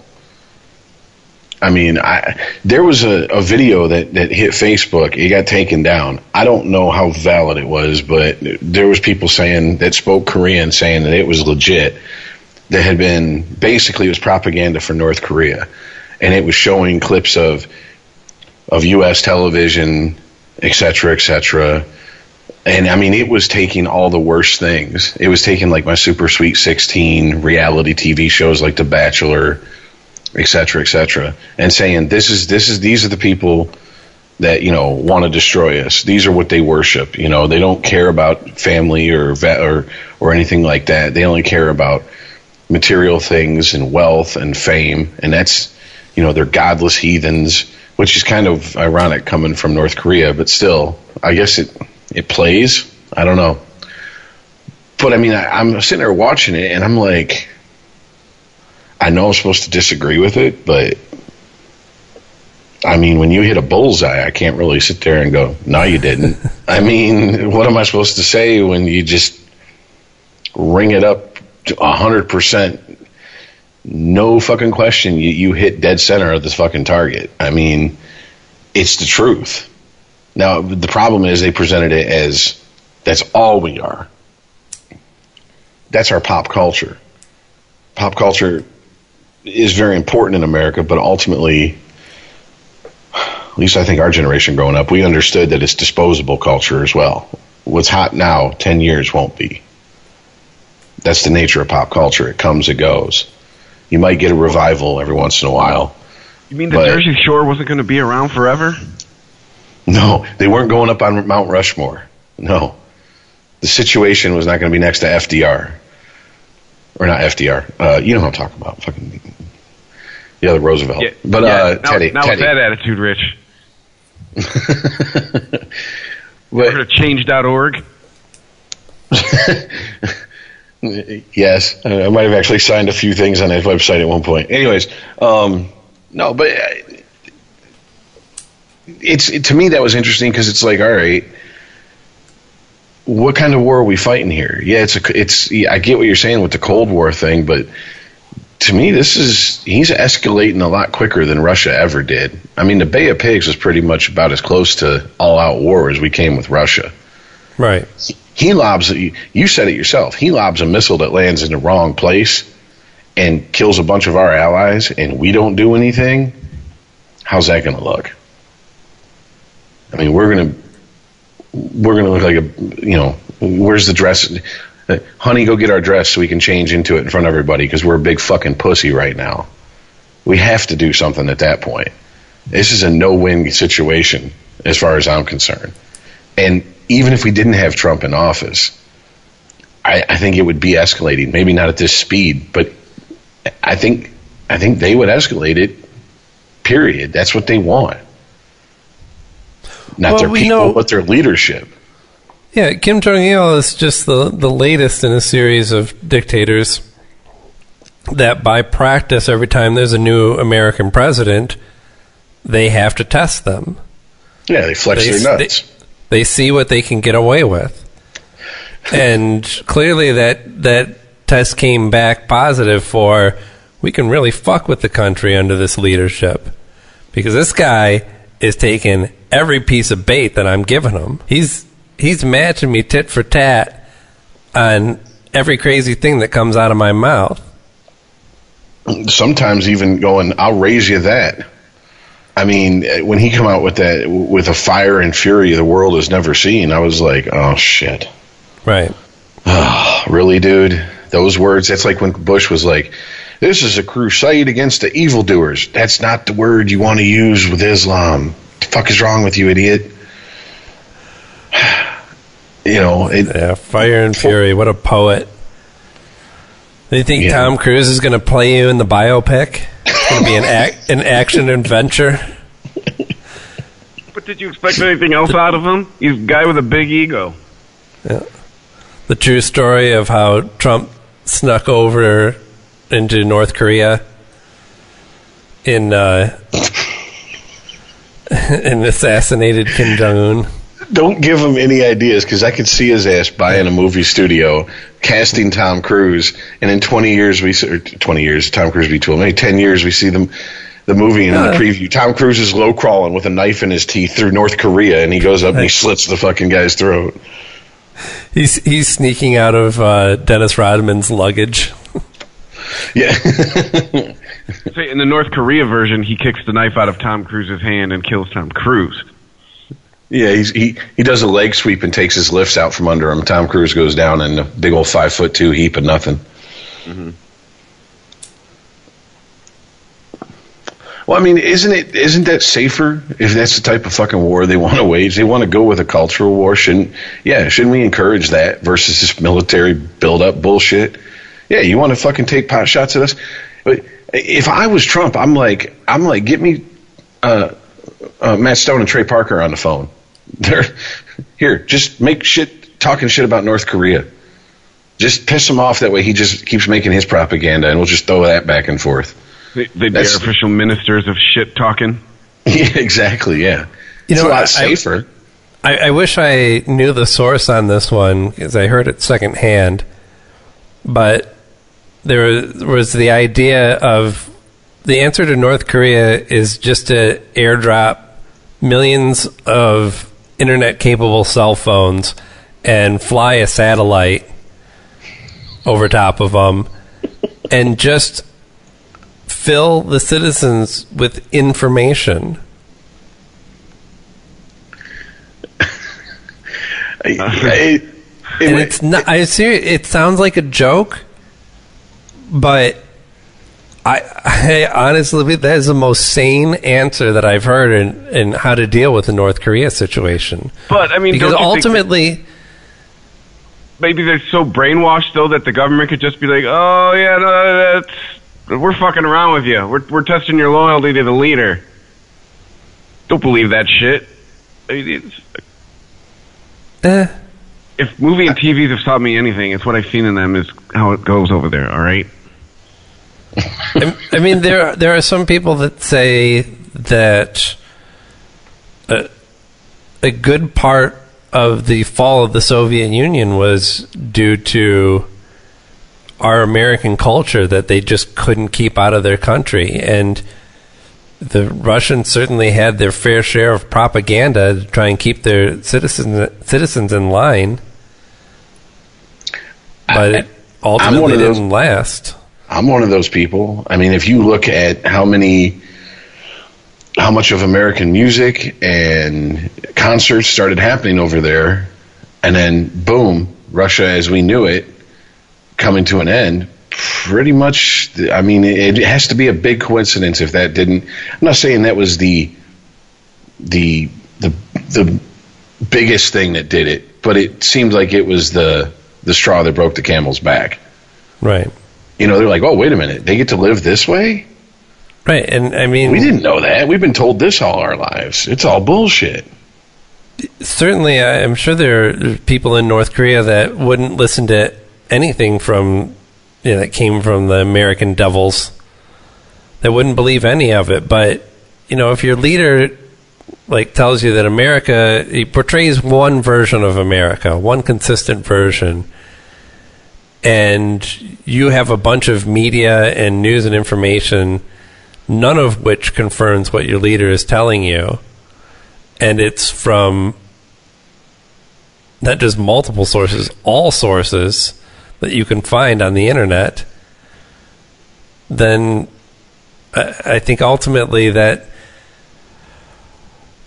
you're going to come to your senses. I don't think there's any amount of quote-unquote brainwashing that can be done to a person that can just be complete. Yes, people are capable of being oblivious to facts, but at a certain point, there is a such thing as overwhelming evidence. That's part of the problem. Things that we were talking about earlier with healthcare, and we haven't really talked about climate change yet today, but that's another one. These type of things these problems that take foresight, that take an understanding, and they aren't affecting you directly right now today. Those are the type of things where it's easy for somebody to dismiss individual facts and argue about things. But this is happening, to people in North Korea. It is happening to them every minute of every day. And sometimes it's just not an awareness that there is other that allows you to mentally imprison somebody like that. That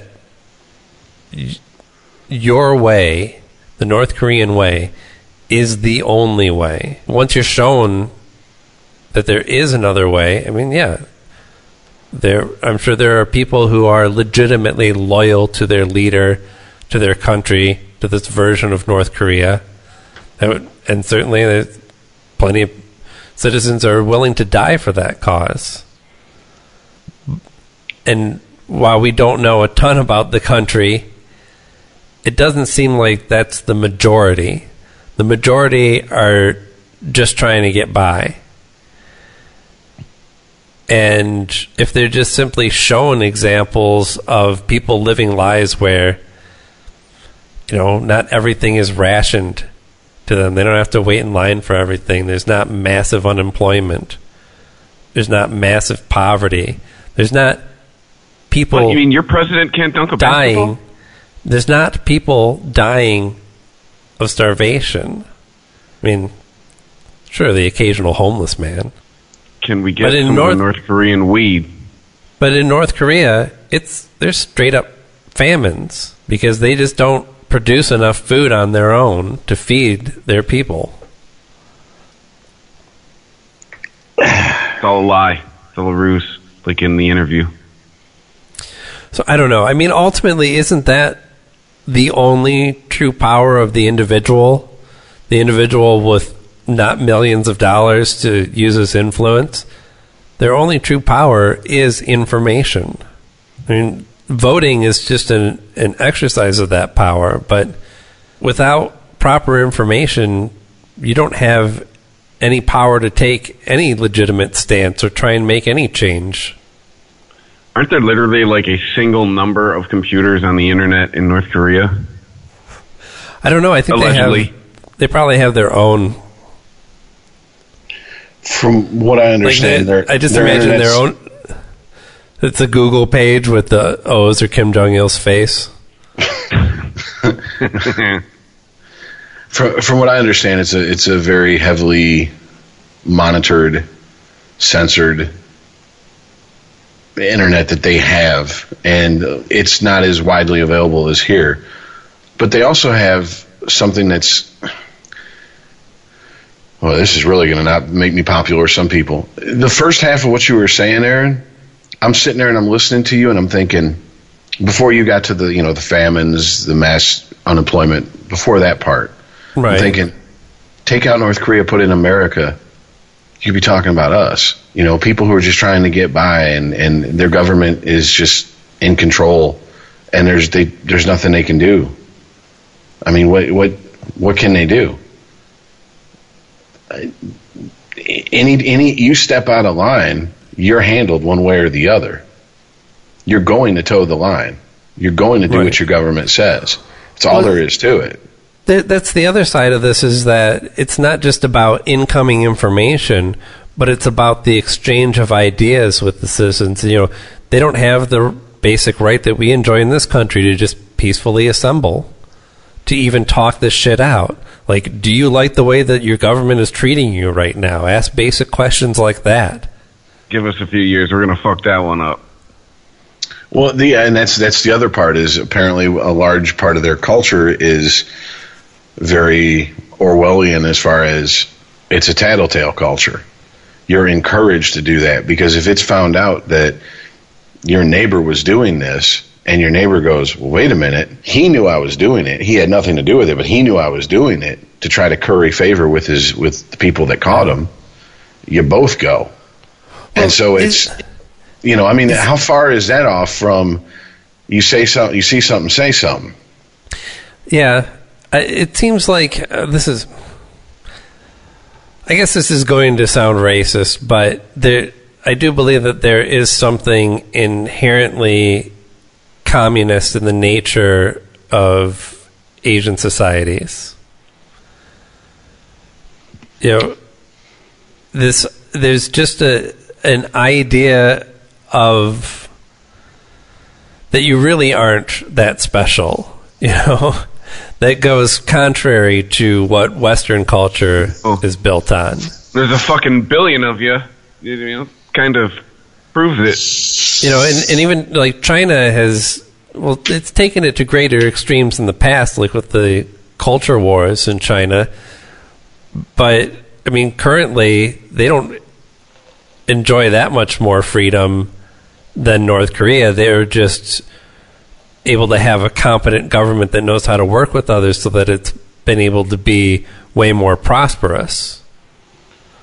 But they really live in a similar, just not quite as authoritarian of a government.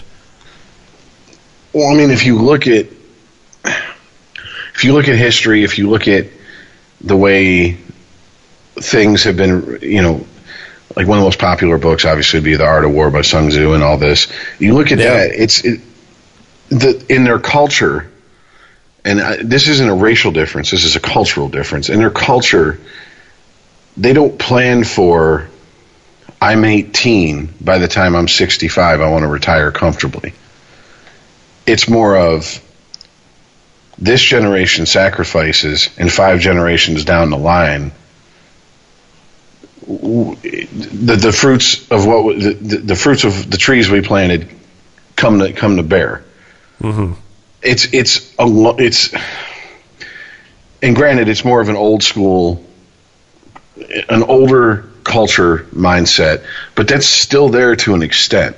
I mean, if you look at even just Japanese businesses and how they run compared to American businesses, it's very much, upward mobility is important, but it's also, don't shame your family, don't bring shame to the company doing it, et cetera, et cetera.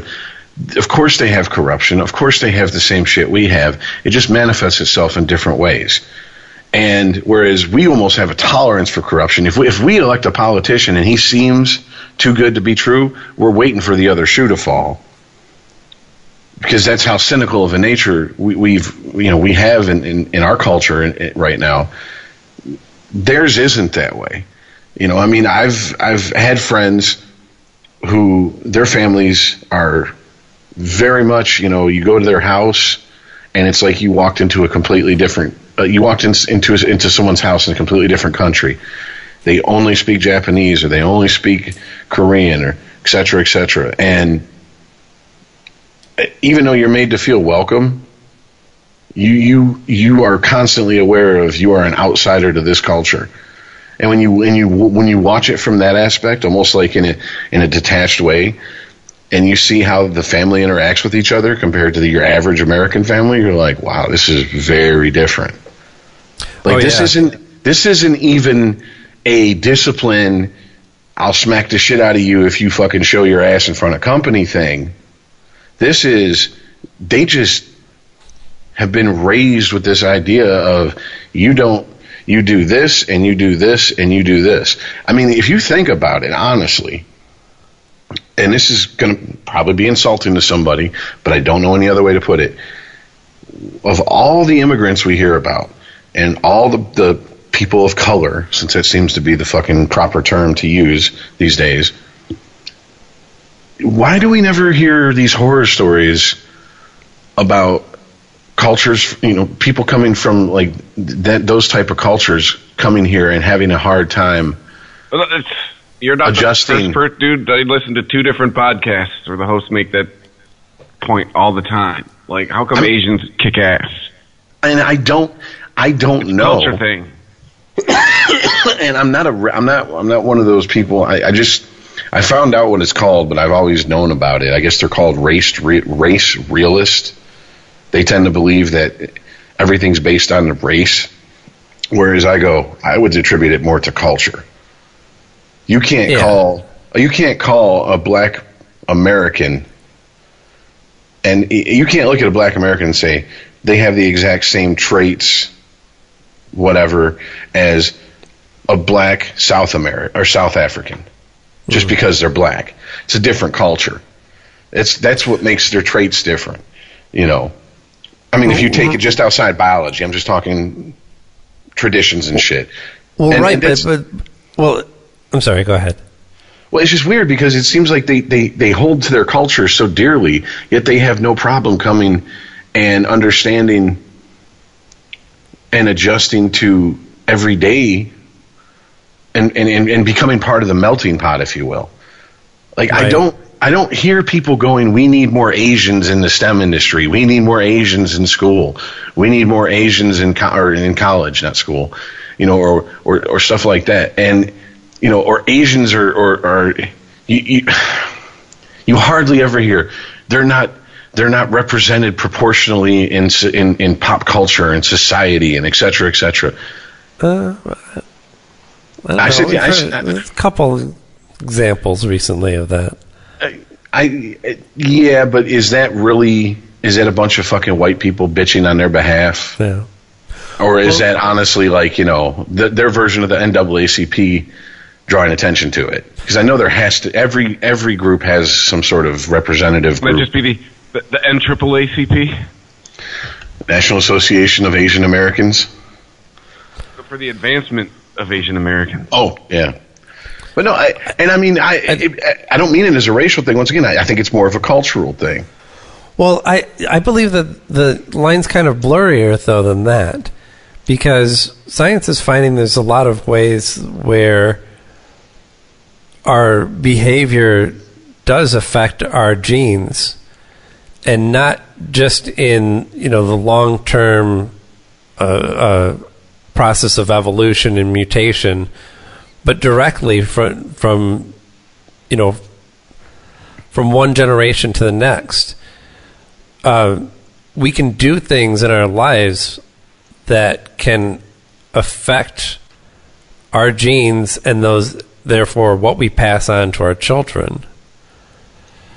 It wasn't too long ago, they found that in cases where one generation went through a period of famine, which, doesn't necessarily, not everybody dies from a famine, but everybody experiences to some degree food scarcity. And they found that the children of that generation that experienced that food scarcity were actually healthier and living longer. So there was things, and just as an example of I guess the point that I'm trying to make, that there are things that if they're ingrained into your culture, they are going to be ingrained into the DNA as well. It almost then does become a race thing. I mean, the same way that there's any sort of behavior that's passed down from animal to animal. I've got a mother and a daughter cat. How does my daughter know how to I just saw that Cubase just crashed. What was I talking about? I was babbling anyway. I don't know, to sum it up. Oh, wait. The traits almost become part of their DNA, and you were talking about having a mother and her daughter cat. I'm just saying, I'm not disagreeing with you in the idea of separating culture from race, because they are two different things when it comes to studying them, but the culture definitely does affect race ultimately. I mean, I guess in the aspect of if you live in a certain area, eventually the people who live there will evolve physically. They will evolve characteristics that make it easier to live in those climates, area of the world, whatever. I mean, isn't it? Yeah, but okay. So is that why white guys start talking about black guys? Take that idea, but extend it to not just the climates that you're raised in or that you exist in, but the societies as well have the same effect. It may not be as direct as, say, if you come from a race that is in a mostly desert area with not a lot of coverage, you're going to be dark-skinned, because otherwise you'd sunburn like a motherfucker and get skin cancer all the time. Yeah, not all of us fare as well as Jim Carrey did in Ace Ventura 2. Right. So, yeah, I mean, in the same way, you would develop... there would be advantages to certain genetic, well, you could call them mutations, but predilections for having a stronger sense of family and of your service to your society in general. Not being so individualistic, not having this strong belief in basic individual human rights as Western culture does. And I'm not saying that as a judgment call one way or the other. Again, like anything, I think you got to kind of... There's good and bad to both sides, and you have to learn where to apply it in your life. Well, that's why I always say, isn't that what America is supposed to be when we say the melting pot? Meaning that we take people from all over the world, bring them here, and take the best parts that strengthen everybody as a whole from all cultures. I mean... yeah. Well, that was us, but the stew's done now, It's cooked. We're finished. We have our American culture, and we don't want to accept anymore. Anything else is affront to what we've built in this country, even though what we've built in this country is the stew. We took all the best ideas from all these different cultures and created something pretty awesome. And then we said, that's as awesome as it's going to get, No more new ideas. Well, I mean, I hope you're wrong. This is this is it. You speak English and you drive a truck in this country and you eat hamburgers and Chinese food on the weekend. Well, and that's I mean, I would hope you're wrong, but if you are right, I would think that we've forgotten a lot of the ingredients that went into the stew. And maybe we need to go back and revisit what made it the stew it is. Because there's, I don't know. Asian culture makes a lot of sense to me in the aspects of, things like, and I understand it's been romanticized. Save the fucking emails and Facebook messages. The Bushido code as far as samurai, et cetera, and the thinking that, for lack of a better way to put it, I'm going to have to quote Star Trek too, the good of the many outweigh the good of the few or the one, et cetera. But, I mean, it's not something I want to live my life by completely and totally, and that's it. I mean, at the same time, I believe you can have a strong sense of an individual self and understand that sometimes you're just being a selfish asshole at the expense of other people. And I mean, I'm not talking in like the Dennis Leary sense of the song asshole. I'm talking like, let me sit here and talk about how much I care about my fellow man, but I stepped over 5 bums to get to the fucking Tigers game 2 days ago. That type of thing. And it's like, I don't know. Maybe I'm just trying to find hope again, because I just really am being very cynical about like a lot of things. I mean, like I said, going back to the just not to get back on the subject, but Trump coming out saying, universal health care is a curse on the U.S. Really? That's a curse on the U.S.? Okay. I mean, yeah. All the shit that we're dealing with. This is the curse. I mean, and I understand that he probably didn't think about using that word in that context. But it's like, really, dude? Come on, man. Because there's people out there that are lapping that shit up, not even questioning it. And it's just ridiculous. Say it's a bad idea. Give me some valid reasons why you believe it's a bad idea. How about this? How about better than that? We stop acting like we need to start discussions and draw attention to problems and start coming up with solutions. And this doesn't fall on us. They stop the story. Can't come up with solutions. Yeah. That's kind of the problem, isn't it? There's no money to be made off of solutions, but there's money to be made to keep yelling, there's a problem, there's a problem, there's a problem. I mean, these are our leaders. Lead. Isn't that, I mean, personally, I don't feel like I need a leader. I just don't. Sorry. I don't need someone to tell me where to shit and where to wipe my ass and et cetera, and what laws I need to follow and what laws I don't. I think I have a pretty fair moral compass that points true north. But if you're there and that's what you've been hired to do, then fucking do it. Or I quote the Marine Corps, lead, follow, or get the fuck out of the way because you're gumming up the works. And I think that's what Trump's made it pretty clear, that he is not a leader in any clear sense of the term. He is just taking advantage of people's ideas on certain issues in order for him to accrue more power, promote his brand, make sure his family's well employed.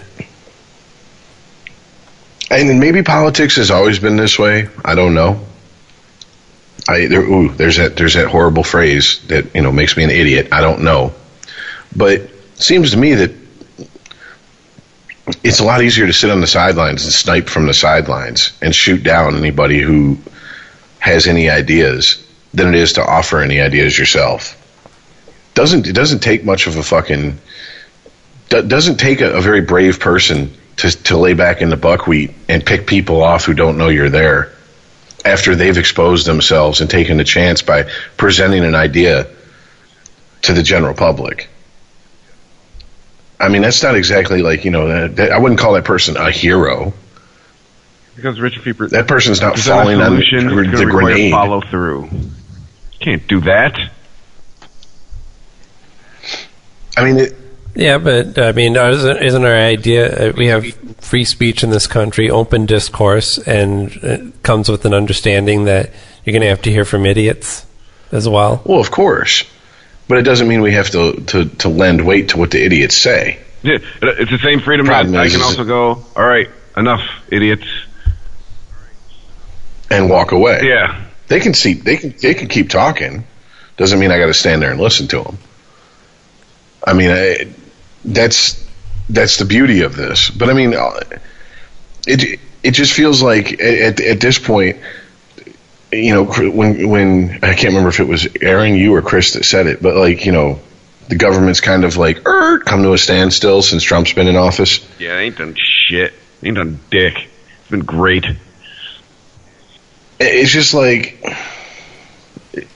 maybe this is better.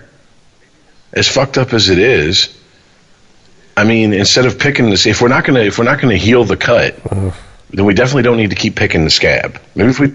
Yeah. Okay, but better is one question. Sustainable is a better question. I don't have much hope that any country is sustainable as the world power for more than these days. 300-400 years. Well, Rich, I'll tell you something shocking. I don't really give a fuck if America's number one. Thank you. I'm glad I'm not the only one that feels that way, because I get shouted down when I say I feel that way. I do. I care about how we act in the world. Yeah. I care about how my government represents me, and I care about It doesn't mean that I want anything to be shit in my own country. I just don't see it as a race, some sort of competition. And, I mean, really, to what end? During the Roman Empire, they built up this idea that they were the greatest power in the world, even though they sure weren't in mass numbers, and used that to help conquer a good part of that world around them. What are we trying? I mean, we're not trying to take on any new lands.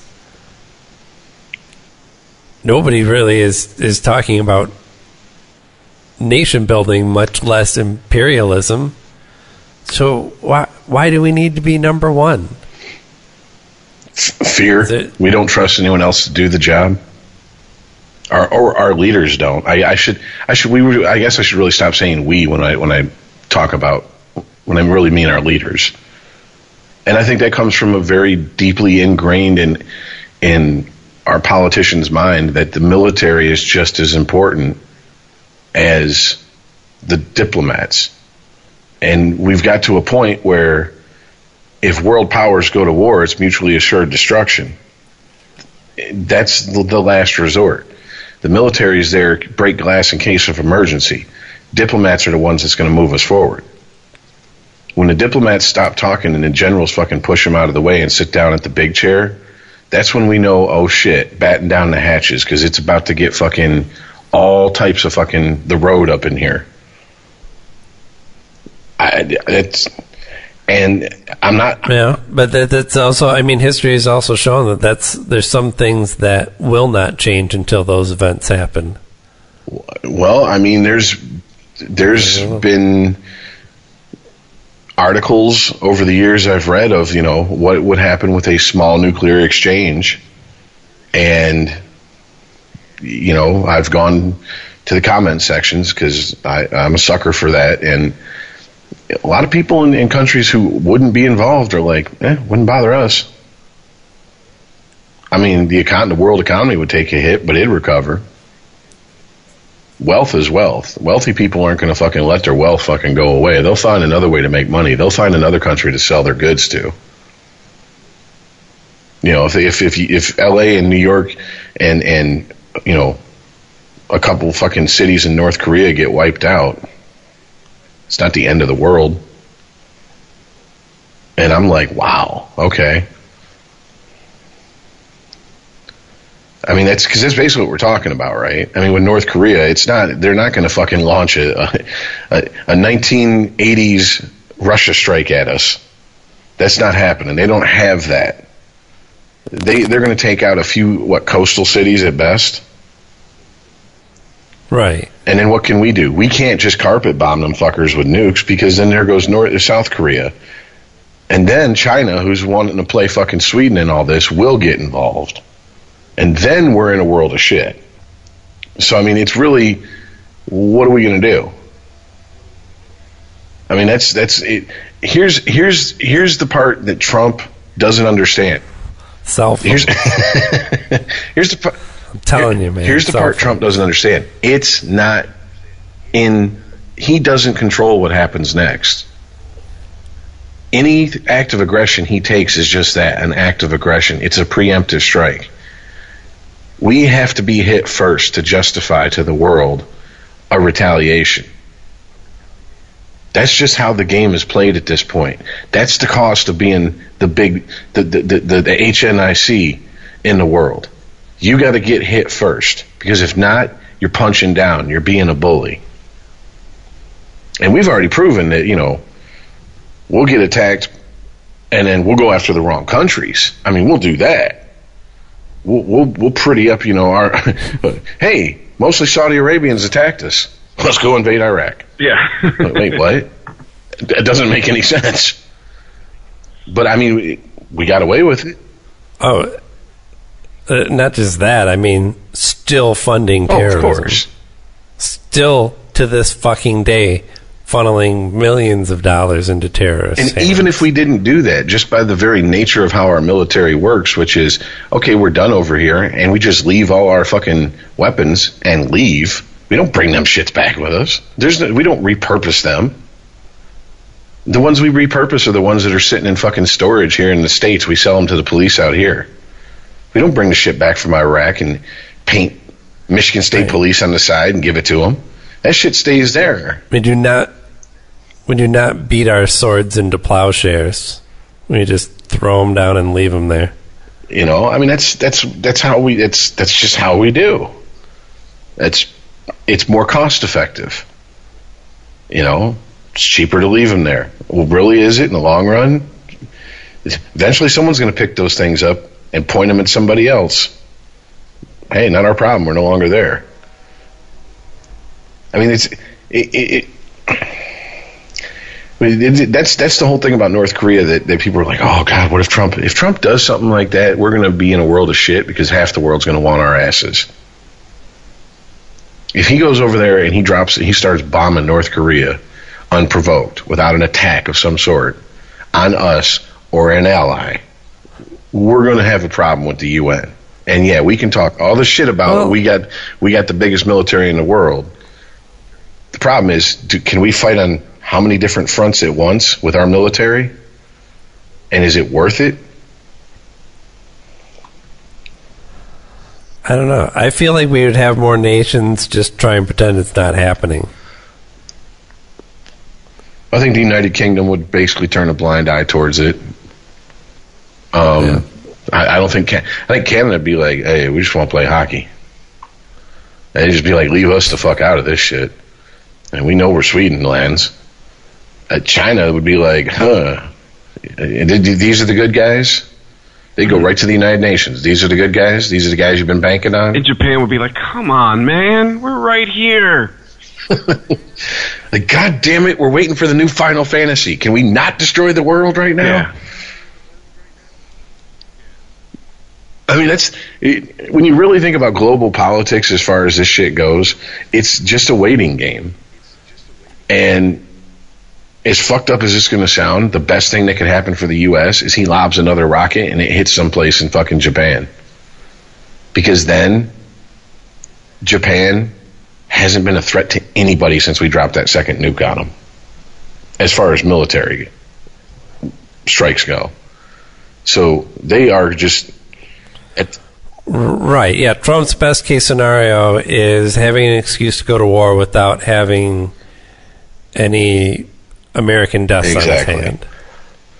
And that would get us probably, if we said we're going to lead the attack because they attacked Japan, we might not get allies necessarily, people right there on the front lines with us, but we would get people who go, okay, we're not gonna do anything to stop you. You go ahead and do what you got to do.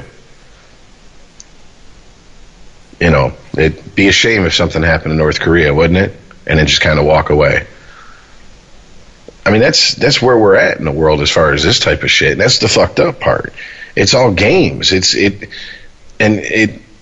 as it is to say, I mean, the lives that we think about, they're the leaders of all the countries in the world. They don't think about the lives the same way we do. I doubt very few leaders actually think about the individual soldiers, airmen, sailors, Marines, or whatever that they're sending into combat. They just think, hey, send in these people. Send in these people. What are we getting back? Well, we have a lot of wounded, but not that many casualties. Okay, keep sending them. And that's how it's what it is, man. That's why look at what's popular in pop culture. Game of Thrones. If we could get as many people interested in U.S. politics that are as interested in the politics of Westeros, we would be way better off in this country.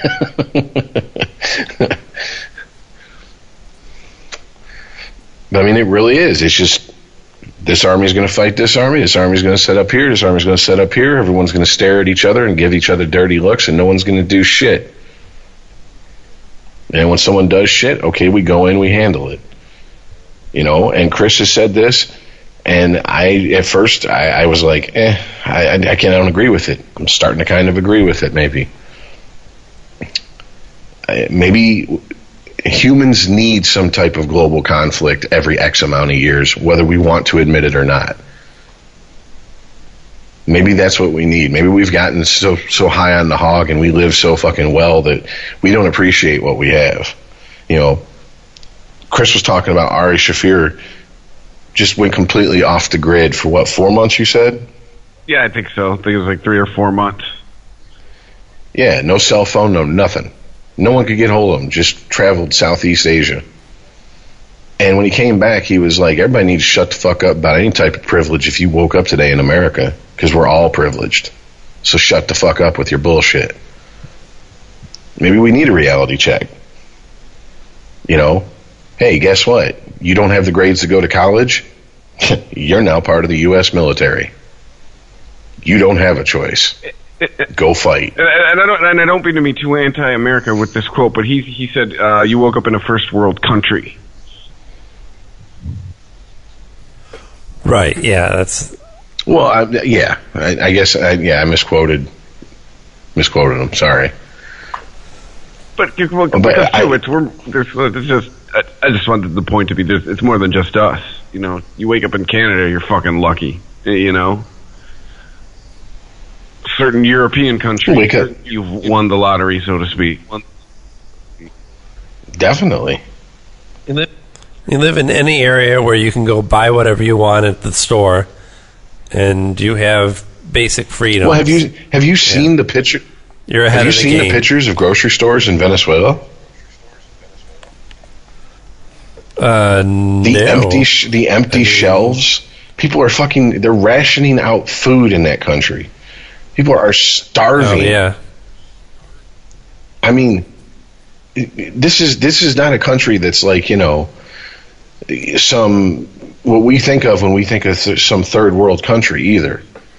This is a fairly fairly developed country, et cetera, et cetera. You know, and this is a country that not that long ago was thriving and trying to figure out what it was going to do with all its oil money, and taunting the U.S. for not being liberal enough. Exactly.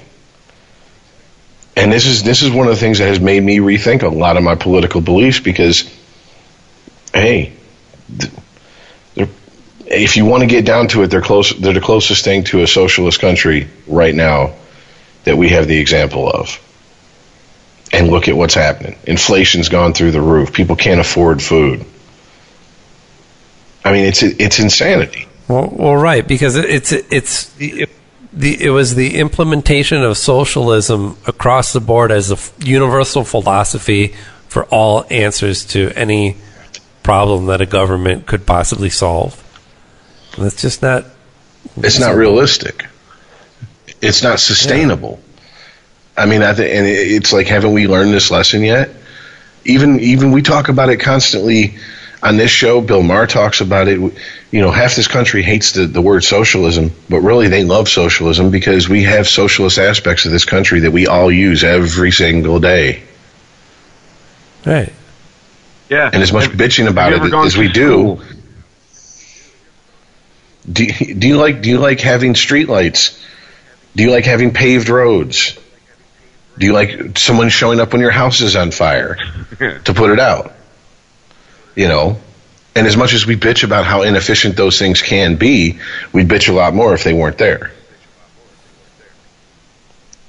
So, I mean, it once again goes back to we need, you know, not only should we have a cultural melting pot, but we need to have a melting pot of ideas. And we have, for the most part. Now we have to tweak it. Which means letting in new ideas, which means continuing to broaden our own culture with other cultures. That means actually trying to change instead of saying you want to change. Well, I think that's your first problem there, is most people don't think that there's any change to be had. I mean, where do you go when you start with America being number one? Well, we're fucking perfect. I mean, why should we have America, to change? we made a new number one. It's called Kick-Ass Number One. It's gold-plated. Fire comes out of it. Because we've seen examples. Look at Rome did the same thing for decade after decade. And sure, it was hot and worked for a while. But eventually people caught on to their shit. And they started believing their own bullshit. Oh, I mean, I'd say believe in our own. So America already believes its own bullshit, and it's about to be called called out by our own North bullshit Korea. is at an all-time high. At least in my lifetime. I don't know about y'all's. And I think we were feeling ourselves awfully lot during the 80s. That came from the top down. That was from big white daddy Reagan. He had this country thumping its chest pretty hard. I mean, it kind of happened after 9/11, but the left had learned the lessons of being silent through the 80s and came up and said, no, Ultimately, it didn't stop the Iraq War. But, I mean, the fact that we know that we went to war under false pretenses and it was bullshit 50 years before, I don't think that would have came to light as quick as it did. I mean, essentially, how many decades did it take after the Vietnam War for them to admit that the Gulf of Tonkin was a bunch of bullshit? You know, we don't like to admit our mistakes quickly in this country, especially our leaders. Which, you know, it goes back to something once again we're talking about pre-show. You know, the whole, if you change your mind or if you admit you're wrong, somehow that's a sign of weakness. You can't reverse yourself. Or as you know, you guys have said before, if you admit that there's a problem, that's a problem in and of itself, because you're opening the door to criticism. If you just stand pat and go, everything's fine, for some reason it's comforting to a lot of people. And I don't get that. I'd rather be if I have a booger hanging out of my face and I'm walking around with you, tell me, please. Don't let me walk around looking like a fucking idiot all day. If my fly's down and my balls are damn near hanging out, let me know. I'd rather momentary, embarrassment and zip up than spend 8 hours that day walking around and someone go, your balls were damn near hanging out all day? No, but I'm glad you let everyone fucking get a good gander at them. Thanks for telling me. I don't want to make any I don't want to make any judgments on your, personal style. That's his thing. That likes his balls to hang. It's just a scrotum. Half the world has them. Why should I have to change because the way I dress makes you uncomfortable? But no, isn't that a good trait? Isn't that what we would ideally teach our kids? Hey, if you fuck up, take responsibility for it. I mean, something as simple as, and I've been guilty of this many times over my own life, especially when I was younger. Anytime I gave an apology, it was, I'm sorry, but. Well, I'm sorry, but, I'd been drinking and, blah, blah, blah, or I'm sorry, but, so-and-so said something that set me off. No, an apology is, I'm sorry. Stop talking. That's an apology. And showing that you're wanting to not do that behavior again means working towards not doing the behavior again. Not thinking that, I can just act an asshole and go wild and out, and just as long as I apologize at the end of it, everything's cool. That shit wears fucking paper thin after a while. And I mean, we have a person in office who never reverses himself. We have Chris and I talked to. Well, no, that's not actually completely true. He'll reverse himself, but he'll never admit that he was wrong. He acts like, his previous statements on the subject never existed. I guess, yeah, I misspoke. You're right. Yeah, the whole, this is what I said, but this is what I meant. And, yeah. But basically not taking responsibility for previous words or actions. That's a dangerous thing, because Chris and I had a conversation with a person within the last 24 hours who still is just riding that Trump train, man. And I'm like, why? You don't like half the shit he's done, and the other half annoys you. Why? And the only answer? That was our final warning. Yeah, it's shaking up. This is our final warning. What warning?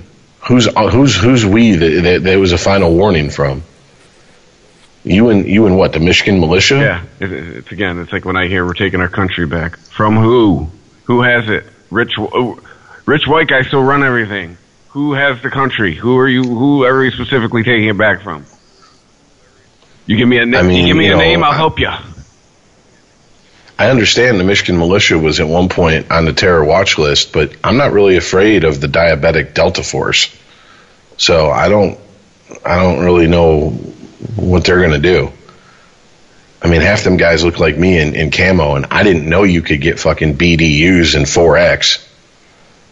I mean, it kind of runs counterintuitive to getting in shape in boot camp. I don't know, but... Hey, fun fact, I didn't realize this until about a month ago. I have Ruby Ridge in my little territory for work. Was that Randy Weaver? I was not aware of it until... Was he the one that... Like a month ago. It's way up in the little panhandle in North Idaho. Yeah, but wasn't he the one at Ruby Ridge? Yes. The FBI showed up and he was like, got something for that ass, and there was that standoff. Mm-hmm. But yeah, I don't want to sidetrack the conversation. Well, there you go. I think I'm running out of steam anyway. There you go, Chris. Next time we have a conversation with this person, we'll tell him, you want to go to Ruby Ridge. Yeah. Make your final stand there. Go ahead, Ted Kaczynski. Stop at Walmart, get a rifle. You know? Yeah. You know?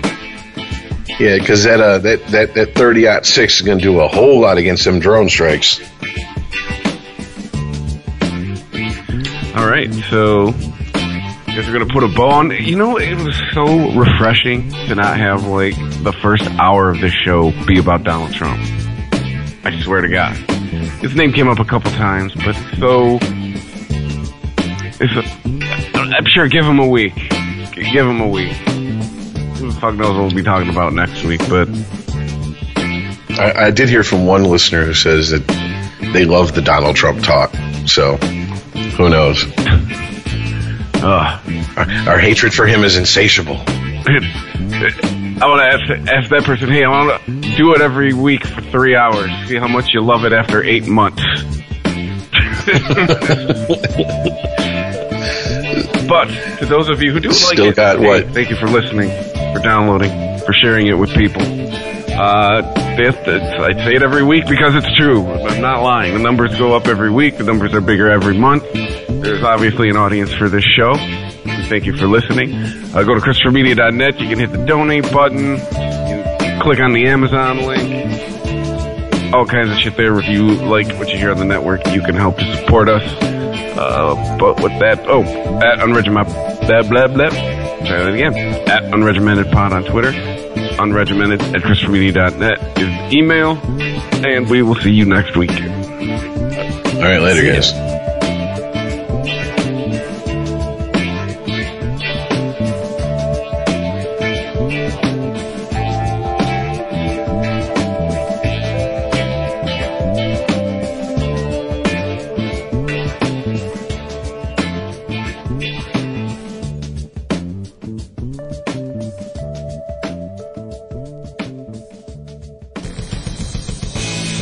If you like this show, please tell a friend. Please follow us on Twitter and like and share us on Facebook by searching for Christopher Media. You can subscribe to all ChristopherMedia.net shows for free on ChristopherMedia.net. Please make sure to rate and comment on all your favorite Christopher Media shows.